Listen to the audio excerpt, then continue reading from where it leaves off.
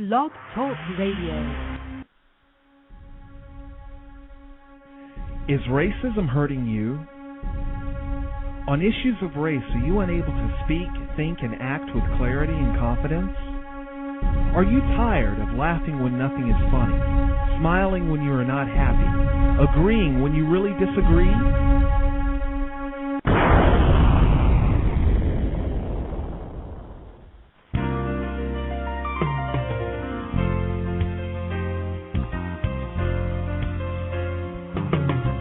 At counterracism.com, you can learn specific strategies and techniques to counter the behaviors of the people who practice racism in all areas of activity, using words correctly, following counter-racist logic, even counter-racist science projects designed to reveal what racism is, how it works, and how to counter it.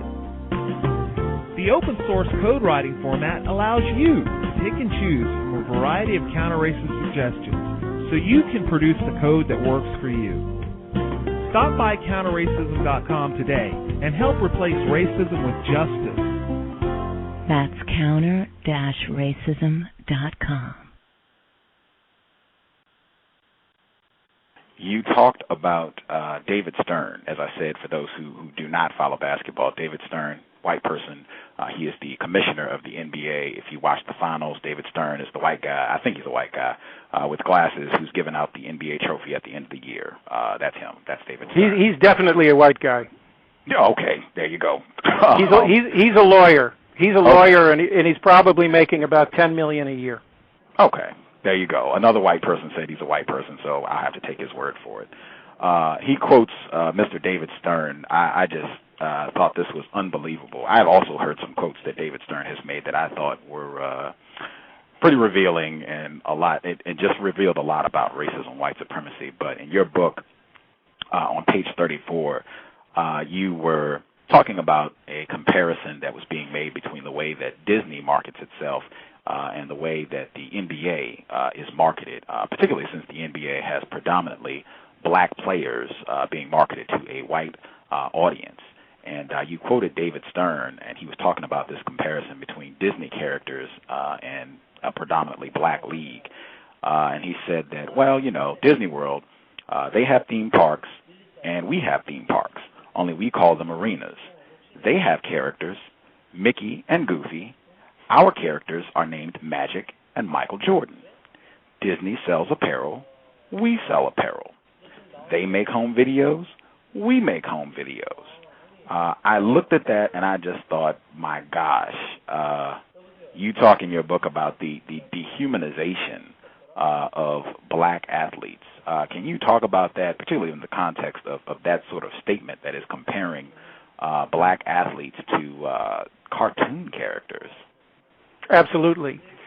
No, David Stern, how could I possibly be an NBA fan and have written Darwin's Athletes? I can't, because it is too clear, and I get the sense that you see this the same way I do, that there's a real sense in which the NBA is a minstrel show. And it is a form of entertainment that has lots of racist potential. It's racial theater. It is a theater in which the control of predominantly black men, whether you're talking about the NBA or Division I basketball, where this, talk about a system of white supremacy. Until quite recently, the idea of making African-American men coaches, for example, what was very, very rare. I guess Bill Russell was the first. That was years ago. When you look at Division I football, you're looking at about 120 colleges, universities. There is a tiny handful of black men, in this case, who have been allowed to become head coaches. In the NFL, the situation is not that much different. And so what I argue in the book, as you clearly saw, is that the NBA in a way, is a certain kind of a racket.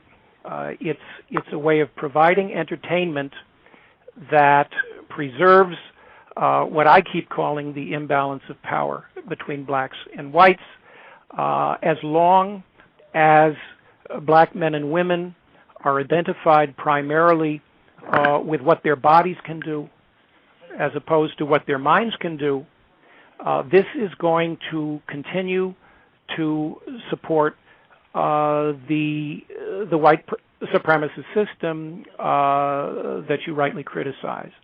So in that sense, integrated sport is racial theater, is what I call it in the book.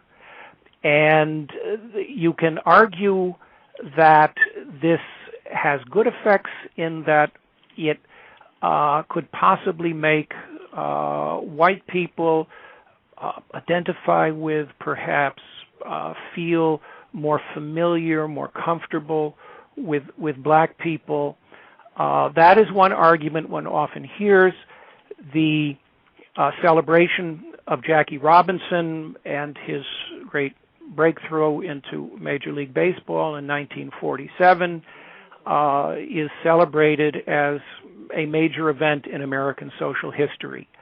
You point out, I would point out, that there is a great temptation to exaggerate the effects of this particular event in the history of American race relations. And in the NBA, as you clearly saw, this is particularly naked. And David Stern, the commissioner, is naive enough to make the public comment that you read to our audience. He is clearly clueless about how a lot of other people are going to hear what he has to say and interpret what he has to say. I agree with you. It's a remarkable statement that tells you a lot about who is running the NBA and why they run it the way they do. Excuse me. Again, this is Dr. John Hoberman, professor at the University of Texas, Austin. I was a rabid NBA fan. NBA basketball was my heroine. I don't think I could convey accurately the obsession that I had with NBA basketball when I was younger. I can just tell you all, I memorized every game the Chicago Bulls lost for the 1991-92 season. I could tell you every team they lost to that year. They were 67-15, so they didn't lose to that many teams, but I could tell you every game they lost, and I think I watched probably every one of their playoff games that year. Just a ridiculous obsession with NBA basketball, which you talk about in your book, Black People's Obsession with Athletics, and how that has not been advantageous to them being able to work against racism, white supremacy. The thing that eroded my connection to the NBA was when I became more aware of racism and I started to understand when David Stern would make comments like that and understanding them within the context of white supremacy. I wanted to ask, because your book, you pointed out it came out in early 1997. Did you said you don't watch NBA basketball, but did you pay attention to the debacle that happened when the brawl in Detroit? The players got into a big fight in Detroit. A fan threw a beer in a player's face. A black. Okay. Did you? Okay. Could you? Oh, sure. That was a few years ago. Yes, sir. Yes, sir. Right. Can you point out if you saw any racial dynamics play out that happened in that whole big brawl? Well, I cannot run that tape in my head with a lot of detail at this point. I think so. Let me make a kind of more general point, and that is that there are situations, and this, of course, was a televised situation, and not only was it a televised situation, this was a brawl that got tremendous coverage, as you recall. That there are that when you give tremendous publicity to certain kind of sports events that are going to feature mostly African American athletes, and we're talking about African American male athletes, then anything that happens that is disorderly, anything that happens that is violent, anything that happens that provides a forum for misbehavior is going to, most of the time, reflect badly on those non-white players. Context of white supremacy, Gus T Renegade, and bring the bell. We are ready to roll. While that clip was playing, I was watching, or I am watching, the Allstar game live. Right, that was the whole idea for the program. That's the whole idea for the program. What just happened. I knew they were going to do a lot of racist things, right? This is just like the Super Bowl. This is the system of white supremacy. White people don't celebrate anything unless they are celebrating racism, white supremacy, and denigrating black people.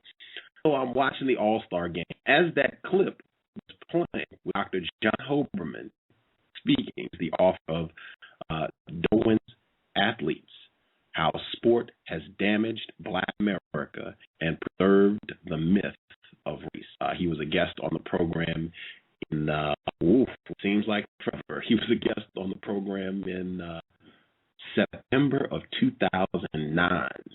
That's how long we've been on the air. But yeah, he was a guest on the program September of 2009. I had to play because you had a white man saying the NBA is a minstrel show. And I totally agree. The clip that played, or the commercial that aired while that clip was on, they had Charles Barkley, and they superimposed his face onto Dustin Hoffman's face in the movie Rain Man. And for people who haven't seen it, Rain Man, Tom Cruise, Dustin Hoffman, I think it got nominated for Academy Awards, might have won some Academy Awards. White people love this film. I believe it came out in the 80s. But they put Charles Barkley's face on Dustin Hoffman's body. Dustin Hoffman is mentally retarded in this film. I believe he might be autistic or something, but he got some mental problems in the film. And they put Charles Barkley's face on Dustin Hoffman's body for the movie poster for Rain Man. So, and we just got started.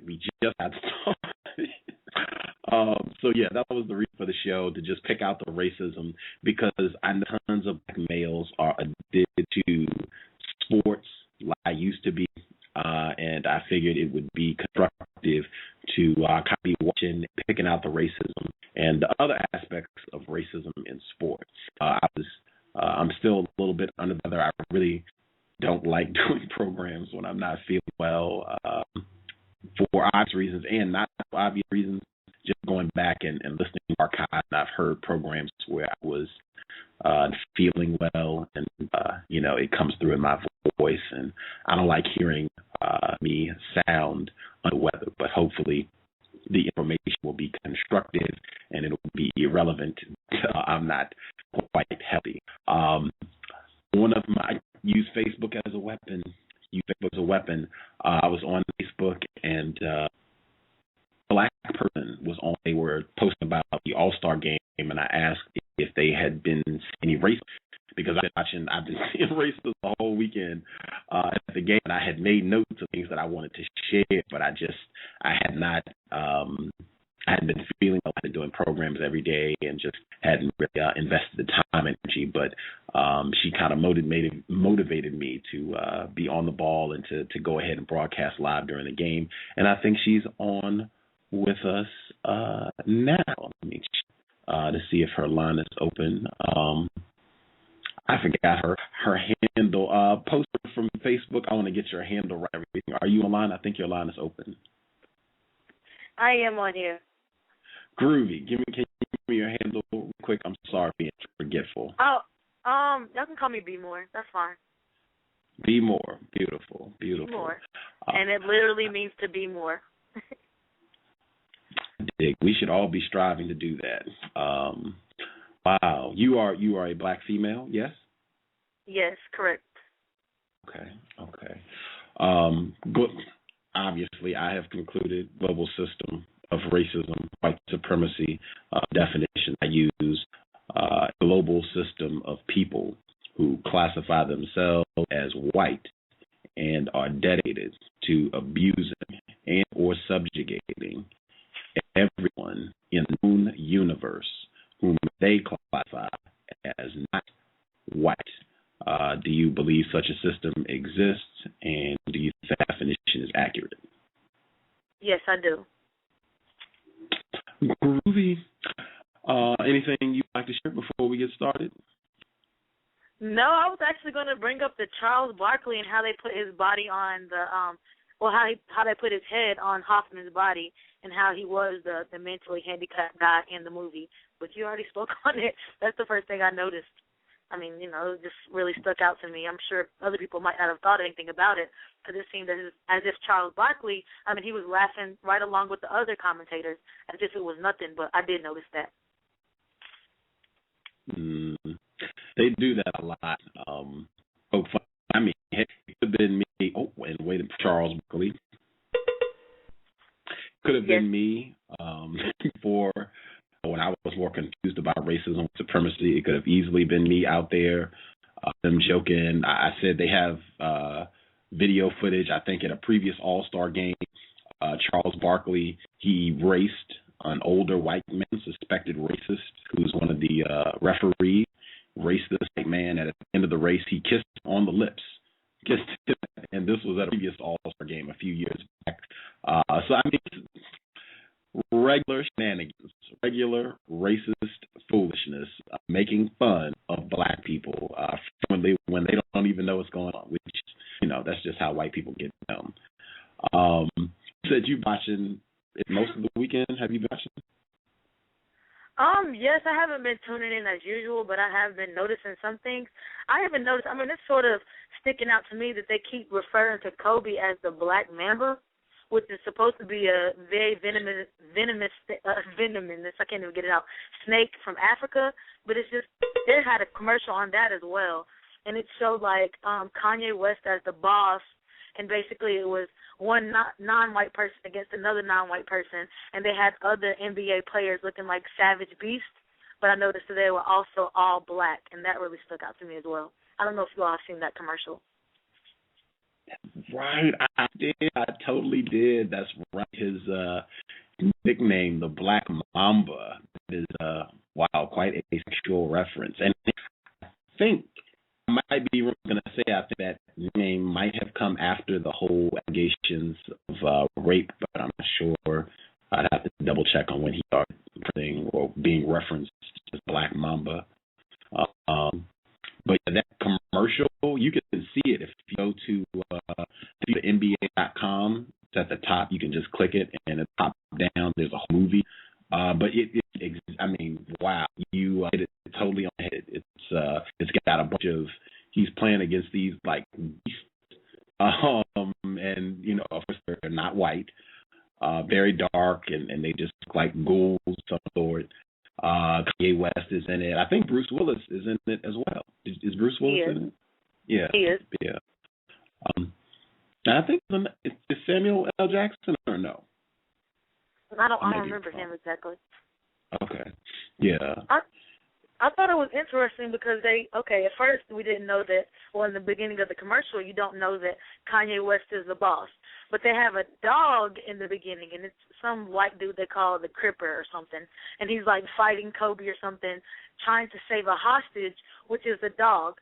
Well, after he saves the quote-unquote hostage, which is the dog, what they say, double crosses him. It's a double cross, and it's a message from the boss. And he takes this note from the dog's neck, and then that's when he meets Kanye, and all this stuff happens with him fighting the Savage Beast or whatever they're doing. And I just noticed that a lot of non-white people, they're the beast, and a lot of them were jumping off the building. Did you notice that part when they were committing suicide and things like that? Oh wow! I need to watch this. I haven't even seen all this. Yeah, because at first they pushed the white ref off the roof, and then a lot of the non-whites start jumping off the roof and things like that. Like it's I don't know, it's crazy. And they just I don't know, just the whole thing of Kobe being the Black Mamba, that's a serpent, and just all that's just it's crazy. Wow. Not surprised though. I hope people, system white supremacy. I hope everyone, understands this is what it's always about. Whether you realize it or not, this is what it's always about: practicing racism. I'm curious, the color scheme that you used at the All-Star game this year, the colors, the red, white, and blue, really jumped out at me. And I've been preparing tomorrow's program. Dr. Kyle Cambone, he'll be on the program for our 2-year anniversary. And I'm reading his book, the last book. I've been prepping for tomorrow's program. And page 226, he says, talking about white people, he says, further evidence of their solidarity is expressed by their use of red, white, and blue in the colors of just about every single white corporation or business in the U.S. I even say worldwide, because they have a lot of called countries on the globe that use those same colors, red, white, and blue, on their flag. So-called Britain, the UK, France, I think the Netherlands. It's quite a few of them that use that color scheme. These colors are the code words white people use to communicate with one another. We have been able to decode their secret message, and the following is meaning.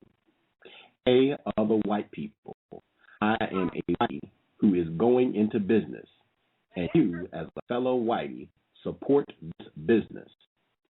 You, as a fellow whitey, better support this business, no matter what costs to you. If you don't support this business and every other single white business displaying these colors, the black people are going to overrun us, take charge, and do to us what we have done, are doing, and will do to them. So you better disregard any and all of our differences and make sure you spend your money with me so I can do my part to help keep our system of white terror domination rolling. Dr. Kyle Cambone, he will be, again, on the program tomorrow. Same time, 7:30 p.m. Eastern, 6:30 p.m. Central, 4:30 p.m. Pacific. Dr. Kyle Cambone, tomorrow, that will be February 21st. Be more. Can you give us some other observations that you picked out since you've been watching the All-Star game? I just saw a commercial where Charles Barkley was standing next to 3 white guys. They're all tall. He's looking all small and defenseless in a sense. I don't know. I'm just noticing small things. Right now, it's showing a commercial from Lifetime, which has nothing to do with it. But I'm just noticing small things right now. I have nothing really significant at this. Okay. Well, that'll be interesting to see how much of a delay. It'll be real interesting. That I don't think I'm seeing the same commercials that you are seeing. Wow. The commercial that I have is a black male. It's the Old Spice commercial, a black male with no shirt on, muscles. He's promoting Old Spice deodorant. I'm just thinking, wow, tall, dark, handsome, Dr. Wells. Very interesting. Very interesting. This will be fascinating to see the difference between the commercials that you get and the commercials that I get. Because I'm in Seattle, Washington. I don't know. Do you want to tell folks where we're calling from? I'm calling from East Tennessee. Oh, okay. So that'll be interesting to see the difference in the type of commercials that we get on the program. I've been watching the game for or most of the festivities for the All-Star weekend. I didn't really get to pay attention to too much Saturday. We had a show Saturday evening with Mr. Williams and Pam, co-author of Trojan Horse, Death of Nations. So I need to pay attention to too much, but I kind of had on in the background. And even with that, I was in racist commercials flying by and other little things I was kind of trying to take eye on, but I didn't get to really watch and focus on things that were happening. Let me see. Did you get to see any of what happened yesterday at the game? No, I didn't watch it as much as I usually do. I was actually back and forth between different TV shows, so I didn't get to watch it as much. I wasn't really paying attention. Okay. Dang. Yeah, I watched more on Friday. Friday, when they had, I think, like celebrities, and they had some retired players as well. And I saw a lot of interesting things on Friday when they had the contest. One of the first things I noted, and I mean, you can see this dynamic pretty much anywhere in terms of Black people not being serious. They had Bill Walton, who was a white man. They had Magic Johnson, Black male, and then Scottie Pippen, Black male. All these are all former basketball players. They've retired, and a lot for the Allstar weekend. There'll be a lot of retired players, the good ones. They'll bring them back and get them to participate. And so they're playing around. They're on court, and the white man is in the center, and Scottie Pippen, Magic Johnson, they are to the side. They're both standing to his side, and they're talking and just laugh, and I mean cracking up like they are just telling the funniest joke ever. Like just and Bill Walton is just standing erect, very straight posture. He's not, cracking up, bent joke. He's just, really chuckling. He's just doing more observing and looking and just kind of taking everything in. And I'm just like, wow. I have seen that so many times where the Black people are clowning and laughing and just got to be the comedian to make white people feel at ease. And I think to some degree so that they can feel comfortable, so that they can, relax and feel like, this white person is okay, I can be okay, everybody's all right. We're laughing, they're laughing, everything's good. And it was really bad. I have to look at that. Like that is Black masculinity. These are Black people that have millions of dollars. But my man Brady, he's all about the money, the coins.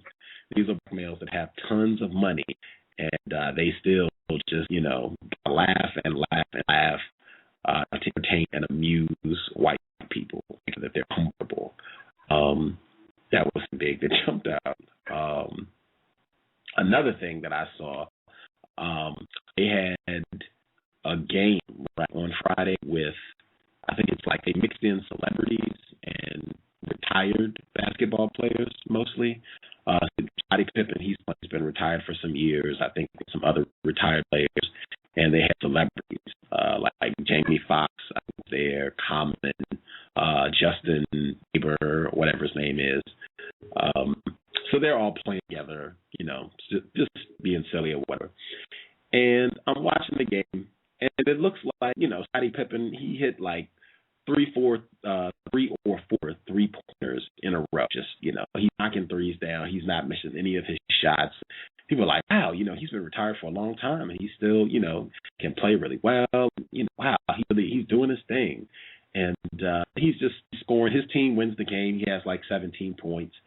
And the game is ending, and they're cut away. The music is on, and they've got the team together on the floor, and everybody taking pictures. And they show Justin Bieber, and I might be botching his name. I don't care. A little white boy,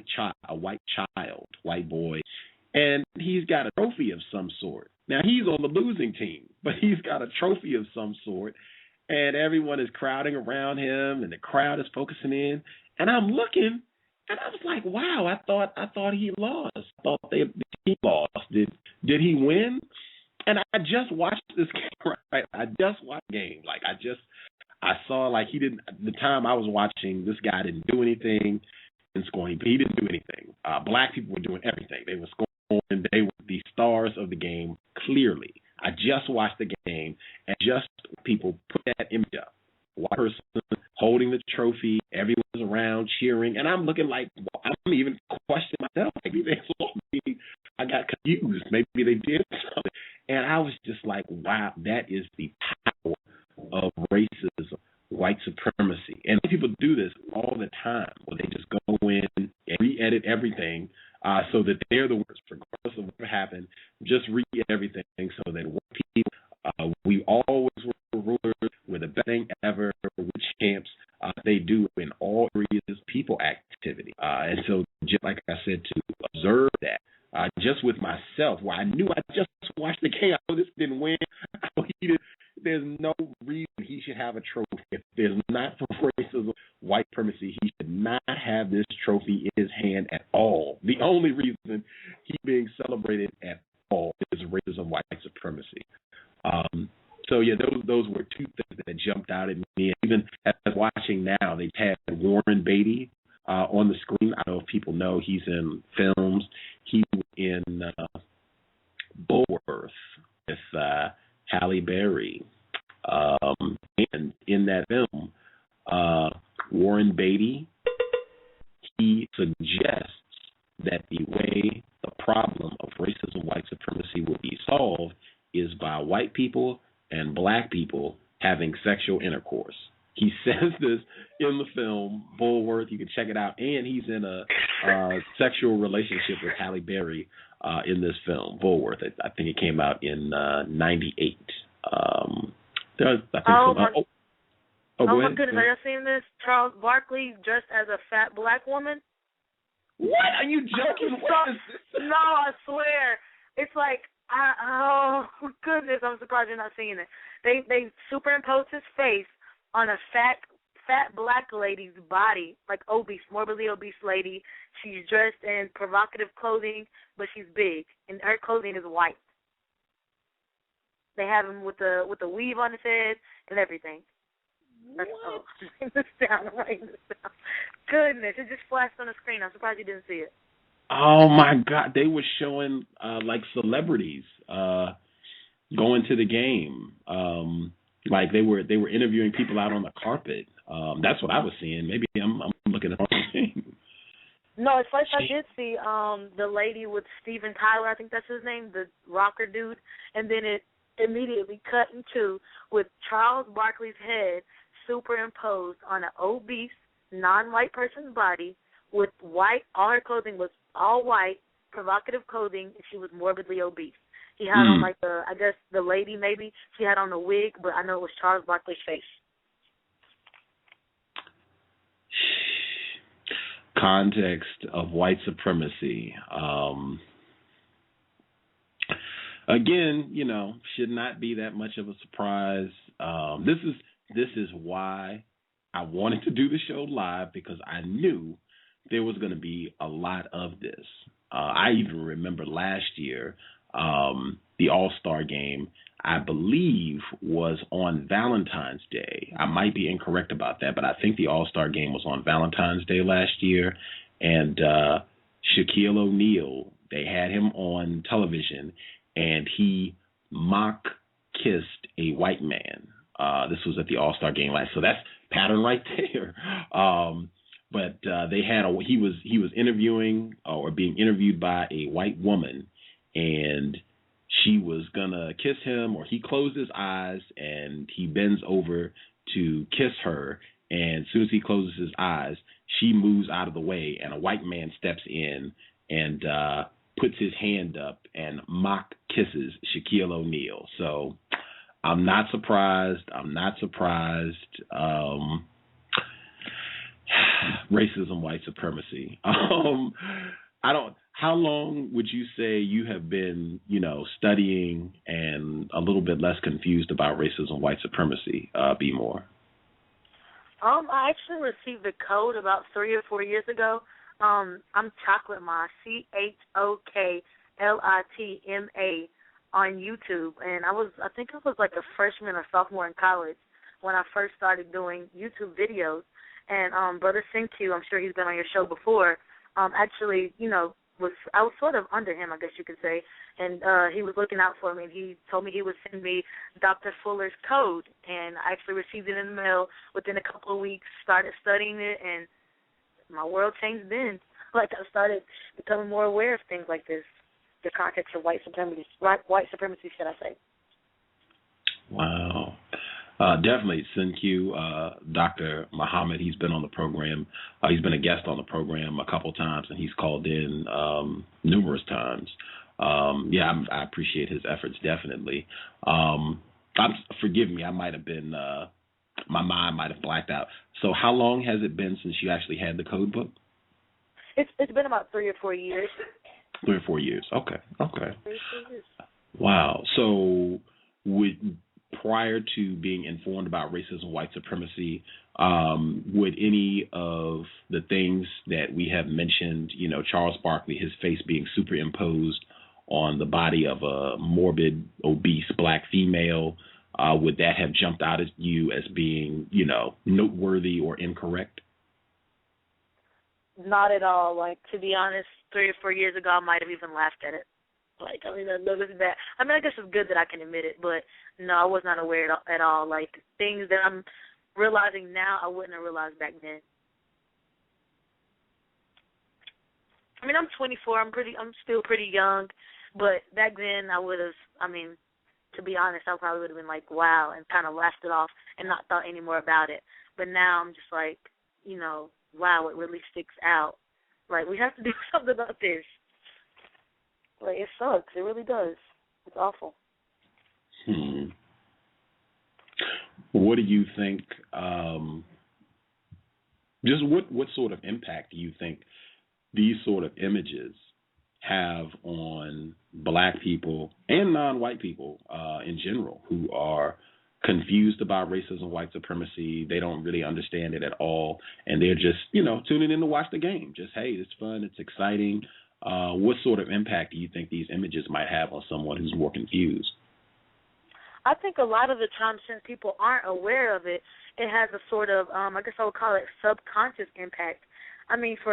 For me, 4 years ago, to think this type of thing is okay, it's just like a lot of non-white people are accepting this, and they see it as not being a problem, when in reality it really is a problem. The different types of commercials they show, people are just not aware of it, so it's sort of like a subconscious attack, and it really is an issue. It's a problem. But for us to take this and think that it's okay, like, it's something seriously going on. And now they have gay Puffy on here. Oh, wow. Wow. There's a delay. I figured it out. There's a little bit of a delay. So we have about a 10-second delay between what you see and what I see. So you give me a heads up on what I should be looking out for. Wow. And he's got on like a medallion of some sort. That's pretty interesting. Anybody into symbolism out there, I would maybe see if you can get a close up on the medallion that I don't know how he wants to be titled these days, P. Diddy, Sean Combs, however he wants to be referenced. Don't spend too much time on it because he is not white, and the problem is white people. So don't spend too much time on it, but that is interesting. Oh, he's got the earring, though. He's got the earring. I noted that. Got the earring. Trend. The reason I started with that audio clip, Dr. John Hoberman, number one, because that program was from way, way back, and I'm sure that there are tons of people who are listening to the cows now who were not listening when that program originally aired. Just, to get a white man, the NBA total menstrual show, and then to break down why, excellent. But also, I think he did a great job in the book and on the program of pointing out how they have to do a lot to package this product that is mostly black people to a white audience. And he talked a lot about how the dress code and a lot of that, they really have to jump through a lot of hoops and do things in the NBA that they don't have to do in the PGA, the Pro Golf League, or the tennis. So, like, you don't have an age requirement in the tennis league, right? Like, you don't have, you can, Jennifer Capriati, you can join at 14 and be going around the world, not around the country, around the entire planet, playing, your sport, the ball game, in the athletics where they don't have a lot of non-white people, particularly a lot of black people. But in the NBA, he talked about it, white people, it really kind of bothers a lot of them to see these mostly younger black males getting out there doing their thing and having a lot of money. It really rubs a lot of white people the wrong way in a system of white supremacy. And the age, I remember that when they changed the stipulation, they got Stevie Wonder on screen now. That's so interesting. Did you see that? Stevie Wonder, they got Stevie Wonder on. He has a T-shirt that says Just be you. In Braille. They had Braille under it as well. And I don't know why you have Braille on clothing. That's interesting. Now, see, before, when I was confused, I would have thought, that is great. That's what we need to do. I would have been totally on. However, that's if you don't understand racism, white supremacy. I think understanding racism, white supremacy, I don't think, I don't know if that's going to help you a lot. But, yeah, at any rate, man, that is so interesting. It's so interesting, the non-white people that they choose to put on television at this event is real interesting.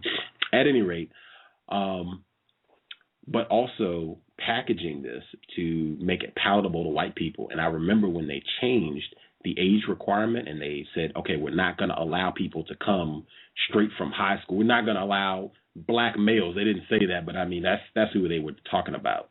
And when they had this discussion, a lot of people were frank about that and just said, we're talking about black males here. But when they changed it and said we're not going to have any more LeBron Jameses, no more of this jumping straight from high school to the pros, you got to go to college.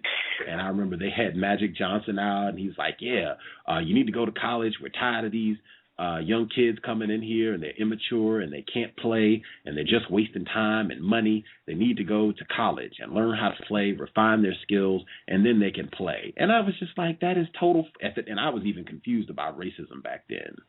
This was 2005 when they made this change. But I was just like, that makes no sense because I see tons of players who go to college, stay all 4 years, and then they don't do anything in the pros. They don't, have noteworthy careers at all. It's tons of players like that. Even Christian Laettner, who had, maybe one of the greatest collegiate basketball careers ever. His NBA career was nothing to speak of at all. And there's tons of players like that. And it's tons of players who jumped straight from high school and who've had fantastic NBA careers. I was just looking at what made me think of this. I was looking at the roster for the All-Star team this year, and I looked at the East roster. I believe they have 11 players.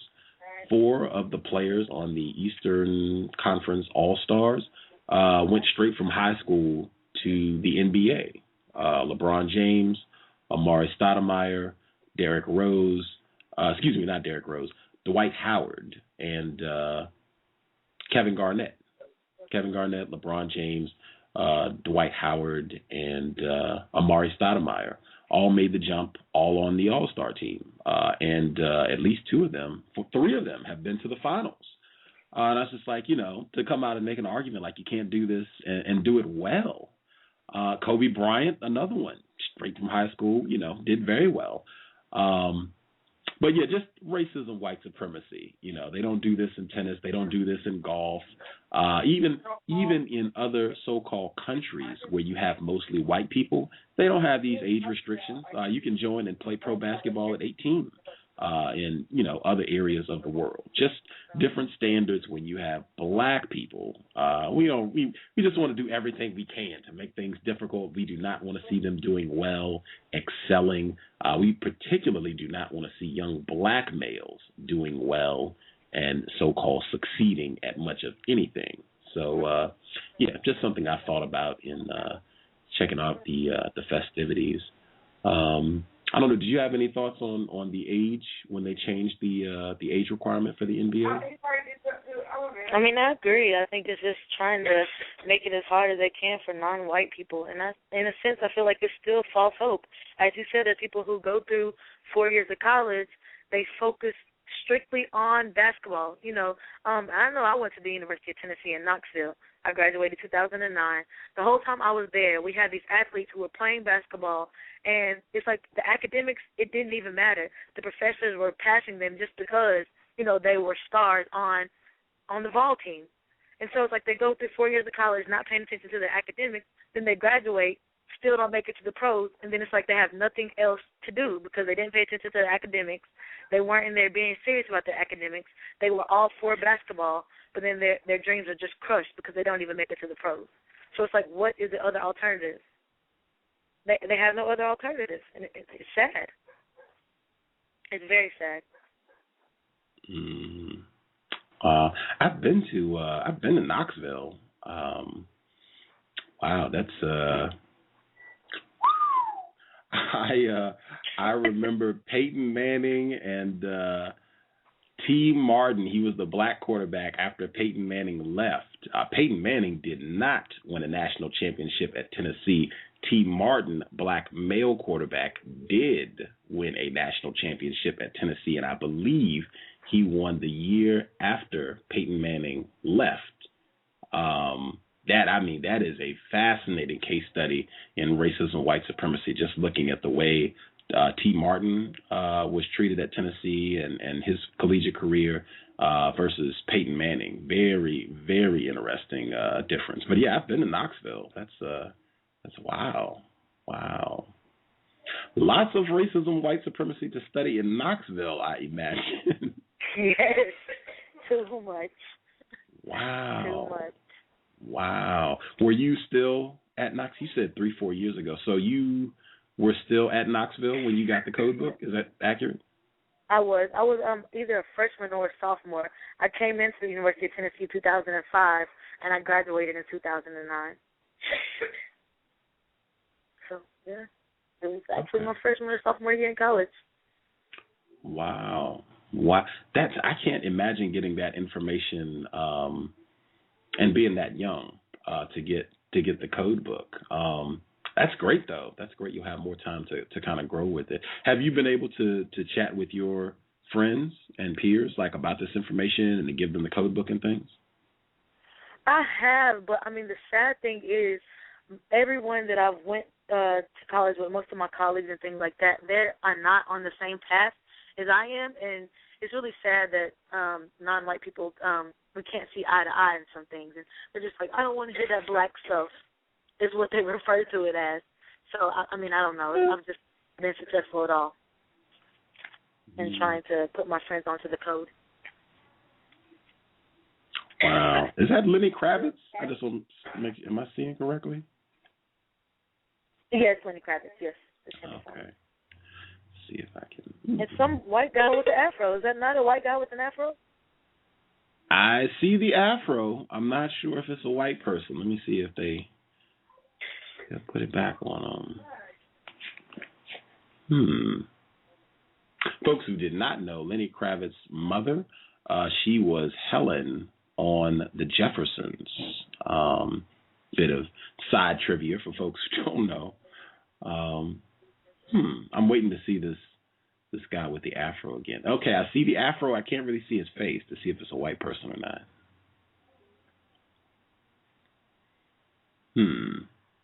I'm not sure. Maybe if you're listening and you are watching the game and listening to this program, if you can see the performance with Lenny Kravitz, perhaps you can jot down your thoughts on whether or not you think the person with the fro in the back, if you think that's a white person or a non-white person. I couldn't really get a good look at his face. Or if you have other observations on racism, white supremacy, if you've seen anything during at any point in the festivities over the weekend, or if you catch anything today, if you catch any commercials, definitely make a note. We'd love to hear from it, and especially with the commercials, because I think we're all going to probably see different commercials depending on the area of the world that we're in. So yeah, definitely keep note on the commercials as well. Wow, that's great. Have you? I don't know. When you watch basketball, are you watching with other non-white people? Are you watching by yourself? Right now, I'm watching it by myself. My little sister is in here, but she's on the computer. She's not even paying attention. Okay. Yeah, I was curious. Just I don't really know what it's like to watch like television programs and be picking out racism around other non-white people to know how they would respond. So yeah, I'm curious if other non-white people, if you make an effort to watch and pick out the racism in programs, how the non-white people respond, if they get annoyed and stop talking all that black stuff and let me watch the show, or if they're receptive. I'm curious on that one. Wow. I remember this used to mean so much, like just to want to see the games and just, basketball in general. It used to mean so much when I was confused. I think Dr. Campbell, he'll probably touch on that tomorrow, just how we invest so much emotion and resources and energy and stuff that it's just a total waste of time. And it's full of racism. This is a waste of time, and you are being programmed with racism, white supremacy the whole way. The commercials and black males in a dress and kissing other white. Racism, white supremacy, man, all day, all the time. I was also curious about LeBron James. Have you followed how he has been treated since he left Cleveland and went to Miami, LeBron James? He is not my favorite team. I'm actually a Boston Celtics fan. But, I've watched a little bit and how they were booing him and just all that commentary and things. And I don't know. It's all crazy to me, the way he's been treated since he left. But, as I say, I follow the Boston Celtics, not really a Heat fan. Oh, okay.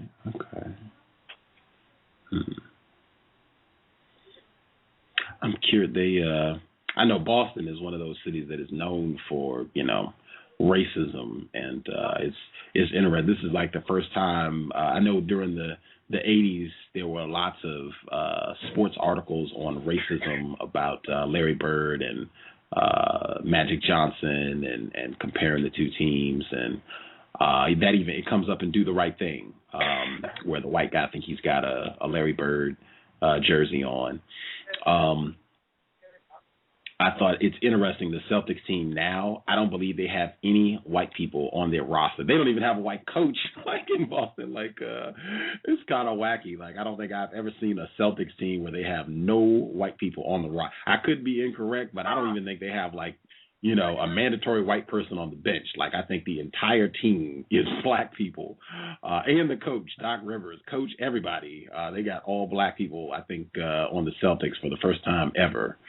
Wow, this Lenny Kravitz is doing a big. Oh my goodness! Did you see? They had C.O.W.S. As one of the performers yesterday. Did you see that? They had who? Sorry. C.O.W.S. From. Oh yes, I saw that. Okay. Yes. Did you have any thoughts? Not really. I don't know. I was really just all stuck on how he had the all-female band. And female on the drums, female on the guitar, female being the DJ. I don't know. I don't have any thoughts. I was more thinking about him during the Grammys and how he came out looking like a peacock, threw me off. And I actually like C.O.W.S, but I don't know. I feel like he's a puppet in a sense as well. I didn't see the Grammys. I know it was this past weekend. He did what exactly? He came out dressed like a peacock? Is that what happened? At the Grammys, he was sitting in front of the piano, and he was doing the song Forget You, and he had on like red, blue, yellow, bright feathers and some sort of headdress, and it was just weird. I don't know. He looked like a peacock.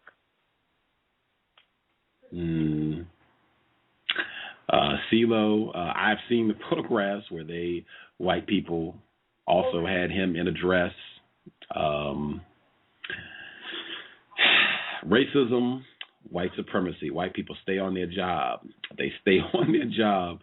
I remember seeing the video for that C.O.W.S song, and I remember C.O.W.S talking about racism, white supremacy. I remember when he was with Goody Mob, and I remember him talking blatantly, explicitly about racism, white supremacy.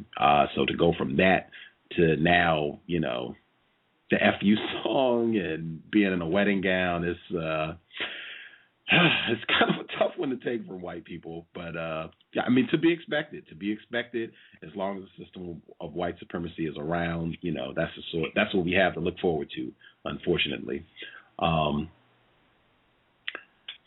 this music performance with Lenny Kravitz is I don't know. I can't really hear what they are singing. Okay, I just saw the person's face. I think that might be a white person with the afro. Well. I think that might be a white person. I still suspect him of being a racist, hair or no. He's not off the chain. Wow, these. I'm just looking at and they got the white coach. Gotta have that. That symbolism of consistently having a white coach. That's why I said Boston is such an anomaly, because they actually do have a black coach in Boston right now. But that image of the white person being the coach, even that, like back when I was, an NBA junkie, as I said, and I watched basketball all the time, even then, I don't really think it registered consciously, like, what are you being told? Constantly seeing a white person as the coach, as the owner, only seeing black people as players, just the muscle, go out, run, jump, shoot, whatever. But in terms of thinking and making decisions, that is the domain of white people. Like, I don't really think I thought about that and the impact that has on how you see black people, even how you think of yourself. As do I see myself as being someone who can make decisions, make great decisions, and be in charge of a major corporation, or be in charge of an army? Can I be the one who is making big time important decisions, and just consistently not seeing images of black people in those positions? This is a part of that. The whole white supremacy package pushes that idea, and this is a part of that. The NBA, and it's all sports, all areas of people activity push that message that black people are incompetent, incapable of thinking. At best, they are brute specimens that can run and jump, but that's about it. You'll need a white person there to do some thinking if you want anything constructive to go down. That is crazy. I don't know how I would. I'm thinking if I had offspring, how I would feel if I had boys, right? How I would feel about them watching basketball. I don't know. Do you have offspring? No, I don't have any children. Okay. If you had, let's say you had boys, or girls, whatever. So you have children, and they say, "Hey, I wanna watch basketball. I want to watch NBA specifically. I want to watch NBA." How would you respond? I mean, when I do have children, I don't want them to be all caught up in TV. I mean, I like reading myself, so I want my children to be readers as well. TV is always going to be second or third behind reading and other things such as board games and things like that. I like more, I guess I would say old-timey sort of entertainment first before technology comes into play, games and things like that, TV and things like that. So I don't know, board games and books first, TV second. I wouldn't want my children to, think that because we are non-white people that we have to be just entertainers. I think the education is important as well. Or more important, should I say.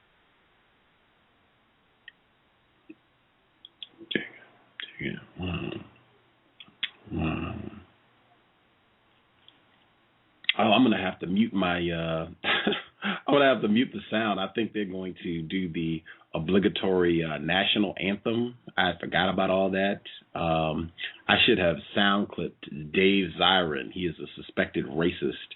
He was on the program at the beginning of 2010, and he talked about sports and racism, and he explained on the program and in his book how that got weaved into sporting events in the first place. It was because of racism, white supremacy, everything they do. It was specifically about war. White people were going to inflict violence on other people with regards to how they were going to maintain and practice racism, white supremacy, and they began doing the anthems at sporting events for morale and all this. But I mean, it was all about violence in the maintenance of racism, white supremacy. I actually, in doing this program, I was trying to see if I could find video of it was a player in the 90s, black male player, Mahmoud Abdul Rauf.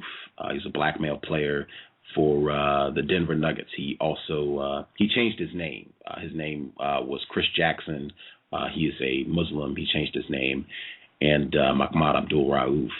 And he played for the Denver Nuggets. He played for some other teams as well, but he refused to participate in the national anthem. And this was the 1996 season, 95-96 season. And I was a total junkie. He refused to stand, and this became like an issue. This became in Denver, no less, like miles down the road from Columbine. But this became like a big issue because he didn't want to stand for the national anthem. And white people, they pulled like all their big guns. Like they got Michael Jordan and Hakeem Olajuwon and all these players that come out and be like, behave. Can't believe white people have treated you so nice and giving you all this money. And, you get to, here it comes. See, here it comes. They got their soldiers. This is incredible white supremacy programming right here. I mean, am I being crazy right now? What's your thoughts, B. Moore? No, I feel like you're right on. And what actually started me sort of opened my eyes before I even received the code is because I sung what is referred to as the Black National Anthem, written by, I believe, James Weldon Johnson. I sung that on YouTube, and that sparked a whole, everything. And I was attacked by, racist people on YouTube, and that's what opened my eyes, and that's how I began my whole journey. So, I don't know. It's just crazy how much the national anthem is something big as far as white supremacy goes. Dr. Cambone talks about that in his book. He talks about how this is a part of the spirit of racist man and racist woman. This is, they have little ditties and all kinds of things that kind of push their culture of, white supremacy and us uniting in our effort to, and look at those flags. Look at those flags, ladies and gentlemen. You can see how many of those flags have that red, white, and blue color scheme. Check out because I think they have flags from several different so-called countries. If you look on the floor, I might be incorrect, but I thought, okay, so I see Canada. Keep moving them. I thought I saw Argentina too. Is that Spain, Germany? Yep. Okay, see, I'm seeing there's another red, white, and blue. I think that's. Wait a minute. I can't really tell which country that is, but it looks like the red, white, and blue color scheme. So, yeah, check out the flags.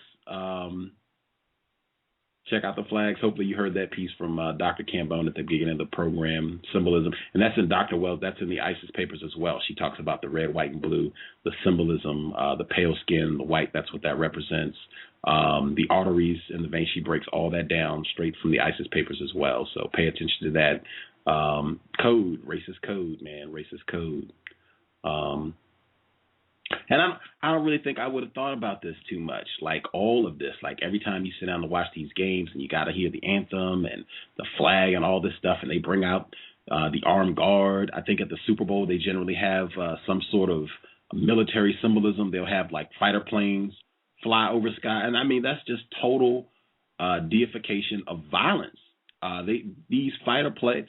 This is racism, white supremacy. This is what makes all of this possible for us to come together and sit down and play this game and use up all these resources. Who knows how many thousands of dollars they're having to spend to play this stupid game and be broadcast all over the world and practice racism and make fun of black people in dresses when we could have been helping out non-white people or anyone else who is in need of constructive assistance. We could have been doing anything else. Oh, there's Beyonce and Jay-Z. They got Beyonce with her blonde hair at the total worship of white supremacy in every way. That's what this is all about. Even when white people are so-called engaged in recreational activities, it is racism. Oh, there's China's flag. Yeah, check out those flags for the color scheme. But even their recreational activities are totally about racism, white supremacy in every way. The people that they're showing you, that they're talking to in the stands, the fact that Beyonce is there. Look at the people that they got that are participating that are non-white. C.O.W.S, he was in a dress. They had P. Diddy who was there. He had an earring in his ear. Monsters Ball. Let's see, they got Beyonce who's there. She's being allegations of skin lightening cream and bleaching. This is what you got to do to make it, quote unquote, as a non-white person, to be cool so that you can come and hang out at their little events and parties and things, the Grammys and all this stuff. This is what you got to do to be down with the white team. Total degradation of self. She also got a nose augmentation. She made her nose narrower. She narrowed her nose. Beyonce did.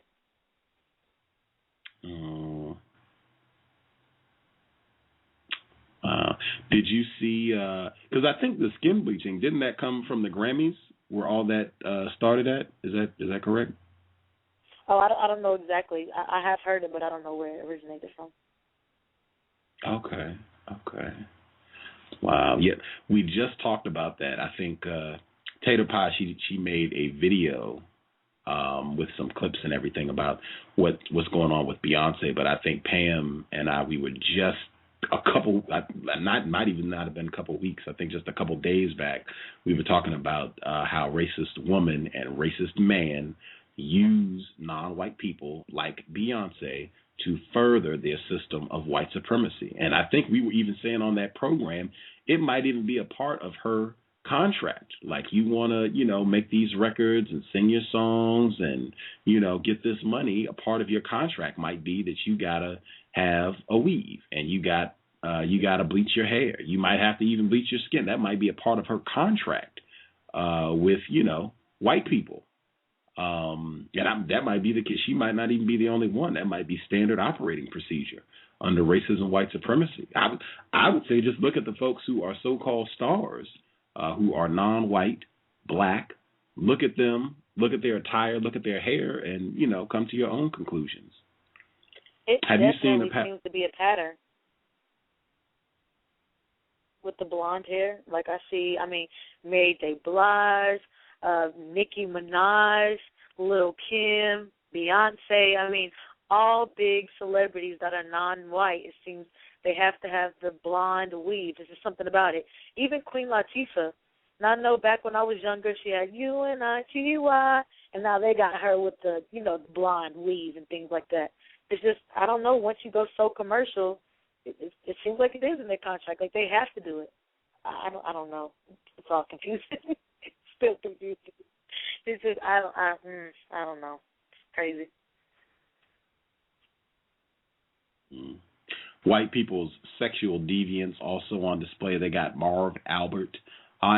This is racism, white supremacy to the core. Not only do you have their sexual deviance on display, Marv Albert, he was accused and I believe charged with sexual misconduct. I think he was biting a female and some other lewd acts.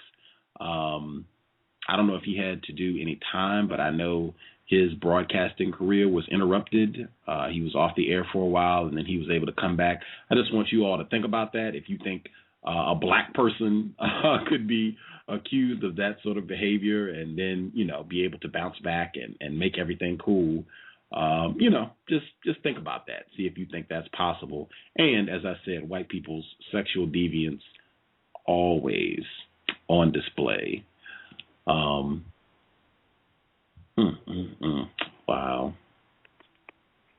With the hair, I always appreciate hearing females' input. Do you think that's something that people who are attempting to replace white supremacy with justice really aggressively pushing? We really should be opposed to the chemicals, the hair colors, all of that. This stuff is not cool. We should be opposed to this. Do you think that's something that, we should be more vocal about? I'm sorry, could you repeat that? Yes, ma'am. With regards to the weaves, the chemicals for hair and everything, straightening the hair, do you think that's something that non-white people, black people, should be more vocal in speaking against and should put more time and energy to try to combat that? Do you think it's something that should be should warrant more attention?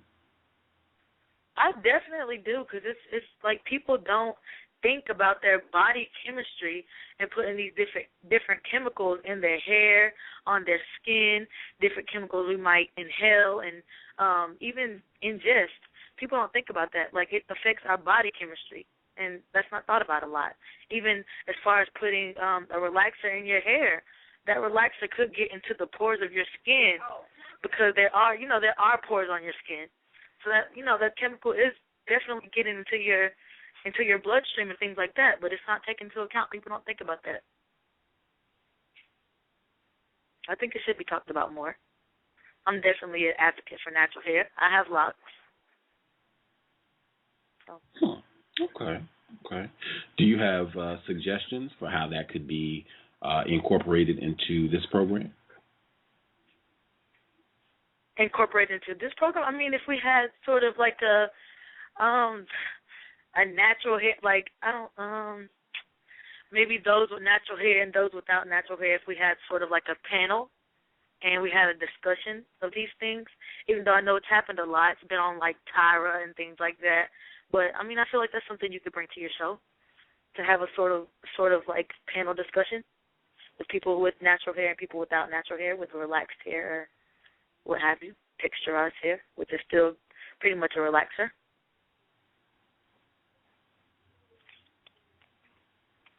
Okay, that I am down. Just I'll repeat it to make sure I understood you clearly. You said having a panel with black females who are natural, are not using chemicals, straighteners, and black females who I guess are still using those chemicals or straighteners or what have you, and just kind of discuss the issue. Is that what you're saying? Correct. Okay. Yes, I'm down. So anyone, if you're listening to the program, black female, and you would be interested in being a participant in this discussion, either side, because we need people on both sides, so it doesn't really matter.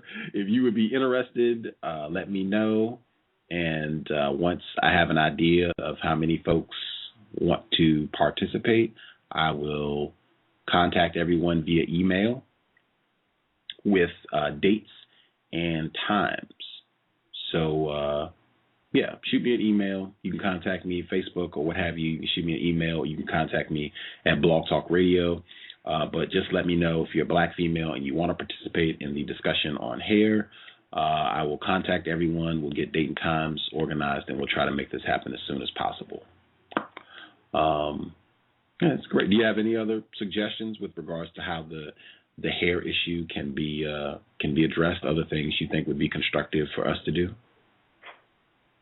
I just feel like we need to start young. I feel like children, they take what they see and that's what they run off of. So if, like, for instance, my mother still has a relaxer. So I didn't get the idea to go natural from my mother. And still to this day, I'm still trying to convince her to go natural. But, I mean, it's like so many non-white people see our natural hair as unmanageable, or, oh, you have to have a certain hair type to do that. It's just so much hatred against what is naturally ours. And I really think it's sad.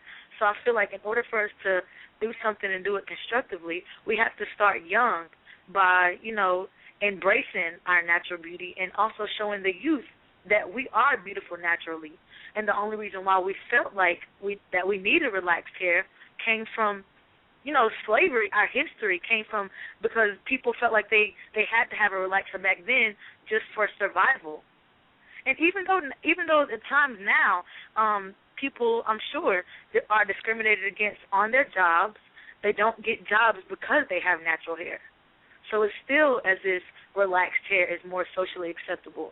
But I do feel like it is our duty to instill in our children that our natural beauty is that beautiful, and that you don't have to have straight hair in order to be beautiful. Because, I mean, it's pretty sad when I hear even 3- and 4-year-olds, they're getting relaxers already because they feel like afros or curly hair is nappy and ugly. I mean, it's perpetuating self-hate. By white supremacist design. That's all I would add. Perpetuating self-hate by white supremacist design. And just if you tuned in late, if you just came in and thought, I thought y'all were talking about the Allstar game. We are. This is all connected because I think black people watching, events like this and everything else under the system of white supremacy, where you see Beyonce, and they just had Sierra. She was on, I think, before the program went live. But she long weave down her back, which is not a crime. I mean, that's, product of racism, white supremacy. But seeing that, and you think, I want to be successful. I want to go to the All-Star game. I want to be on the red carpet. To do that, I guess that's what I got to do. I guess that's what, is to do to be successful, to get my hair straightened or blonde. To get, as much weave as I possibly can. I'm definitely not going to be natural. They don't have anybody up there looking like that. That's crazy. You're just on that black stuff, that black and brown stuff. So, I mean, it's totally related to what we're talking about. It's right totally all the way. Yeah, I agree. I'm all about starting young. I think there needs to be as much of that as possible, and pointing out, how the reason why family members, might be reluctant to stop perming their hair and using chemicals is because, they have been programmed. I think pointing that out to young people immediately, how all of this kind of works together to produce these self-destructive, self-hating behaviors. I think letting them know that as early as possible, I think that's the best thing to do. Correct. And there's so many non-white people that question me about my locks. They ask me all the time, is your hair real? Well, what are they? Are they braids? Are they extensions? And I think it's sad that we're not educated on things that are naturally ours.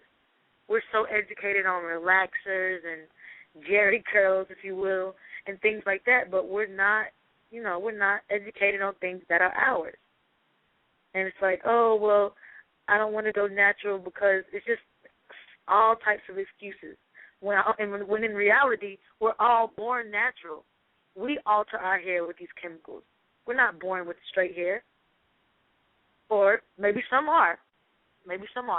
But, it eventually curls out because that's naturally us. But a lot of us are not educated on things that are naturally us. It's sad.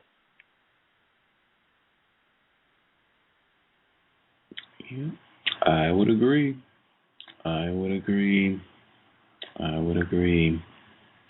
And it's just not, and all of that just encourages what I would say is an inefficient use of time and energy. The amount of time, Dr. Cambon, he talks about that in his book a lot, like the amount of time that black females have to spend in the beauty parlor and getting their nails done and all that. Like, it's just not an efficient use of time and resources under conditions of war. It's a horrible expenditure of resources, in my opinion. And white people encourage that. They encourage us just doing a lot of foolishness, wasting money, wasting time. This game pushes a whole lot of that. Just go out and spend. That's a lot of what this is about, is promoting products. It's not the slam dunk contest. It's the Sprite slam dunk contest. Blake Griffin, they made sure to get in. He jumped over a Kia. They're promoting their products and things for the game. So it's not just, get out and have fun or what have you. This is just promoting more junk for you to go out and purchase under the system of white supremacy, including making sure that you see Beyonce and Sierra and whomever else they toss in. This is, these are the beautiful black people, so I should look like them. So she's blonde, I'm going to be blonde too. They both, long straight hair, I'm going to do that too. That's all of this pushing racism, white supremacy, and the other black female as well that sung the national anthem. She might non-white. I'm not sure if she's black or not, but there was a non-white female who sung the national anthem. Every non-white female that they have shown of some prominence, they have all had straightened hair. Not all of them blonde, but all straightened. No one natural. That is not by accident. That is racist, white supremacist design and code to a T.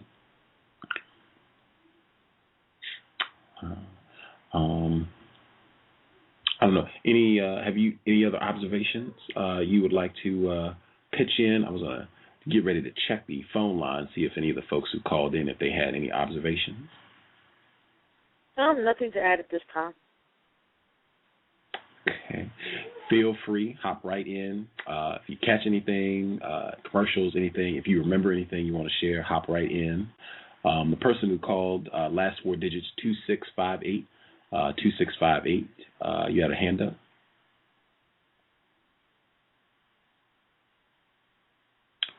Person who called in, 2658, 2658. Did you have a hand up?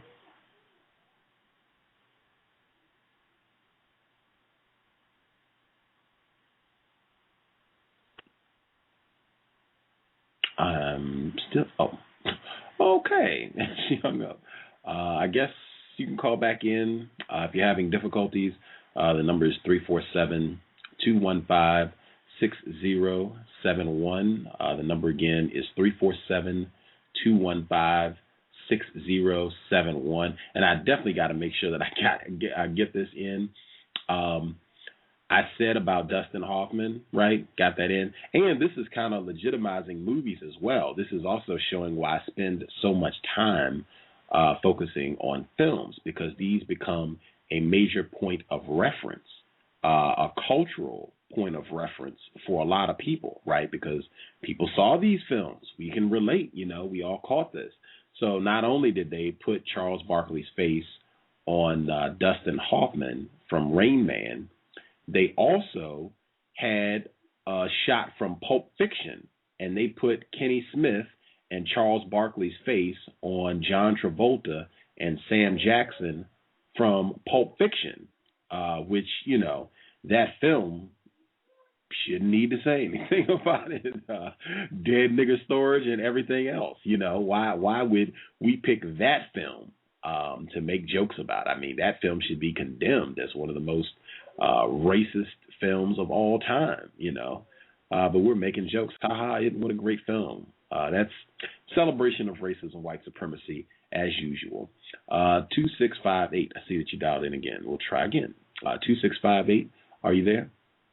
Yes, sir. Can you hear me? Yes, sir. I'm sorry. I had the muted button on, and I didn't push the wrong button to cut my phone off.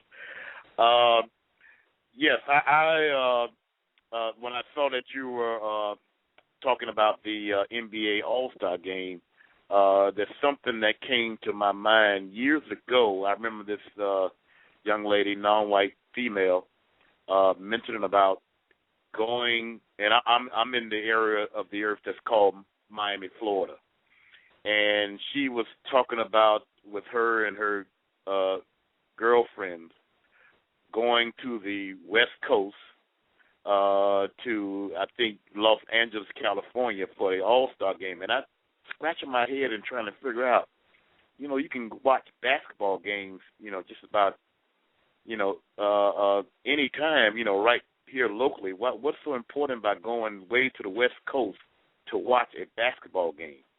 You know, it seems like to me a misuse of time and energy to do so. But apparently that's somewhat of a big thing for non-white black females.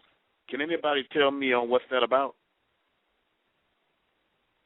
They're going to the NBA All-Star game weekend. What makes that such a thing to do? B. Moore, you want to take a shot at that? You're a black female. I don't know personally. I've never been. I know my cousins actually to the last two games they went, and they said the biggest reason they wanted to go was the number of celebrities that were going to be there. They wanted to catch the celebrities, the stars. So I know that's a really big thing. There's actually, I mean, celebrities go to games all the time, but then they have a number of celebrities that go to the All-Star game. So I think that might be one of the biggest things. And also they have, you know, the top players at these games as well. So not only are you going to see, you know, two teams playing each other, but you're seeing the top stars of several teams playing against each other. So that's a really big thing. I mean, that's the only, I've never been personally. That's just my take on it. Yeah, I've never been to an All-Star game, but I have been in the same city as an NBA All-Star game before. I was in Atlanta in 2003 when the All-Star game was there, and it's like the Super Bowl. I mean, you have the top players from the league. They all come to the same city, and it's like a big party for, I don't know, 3-4 days. I think it goes from like Thursday to Sunday pretty much. And I mean, it's just parties. It's just parties. A lot of the players, you're talking a lot of young black males in their 20s with a lot of money. So it's just parties. I know in Atlanta, to give you an idea, I don't know folks out there who are listening, if you live in Atlanta or if you've been to Atlanta, but the mall got shut down in Atlanta in 2003 when the All-Star game was there because of traffic. It exceeded the safety numbers that are allowed at the mall, and it got shut down. And I remember they had helicopter shots of the mall, Lenox Mall I'm talking about in Atlanta, Lenox Mall. They had helicopter shots of the traffic because it was so crowded. And I remember, it was like that all weekend long. In fact, I remember trying to get home. I was working at the stupid comedy club, all black people. I was trying to go to the grocery store after the last show ended. So it's like 4:30 in the morning, Sunday, 4:30 in the morning on a Sunday morning, and there was bumper-to-bumper traffic All-Star weekend. That's what it's like. So I think that's why a lot of people like going. It's just, you know, parties, celebrities. If you're young and confused about racism, white supremacy, it's where you want to be.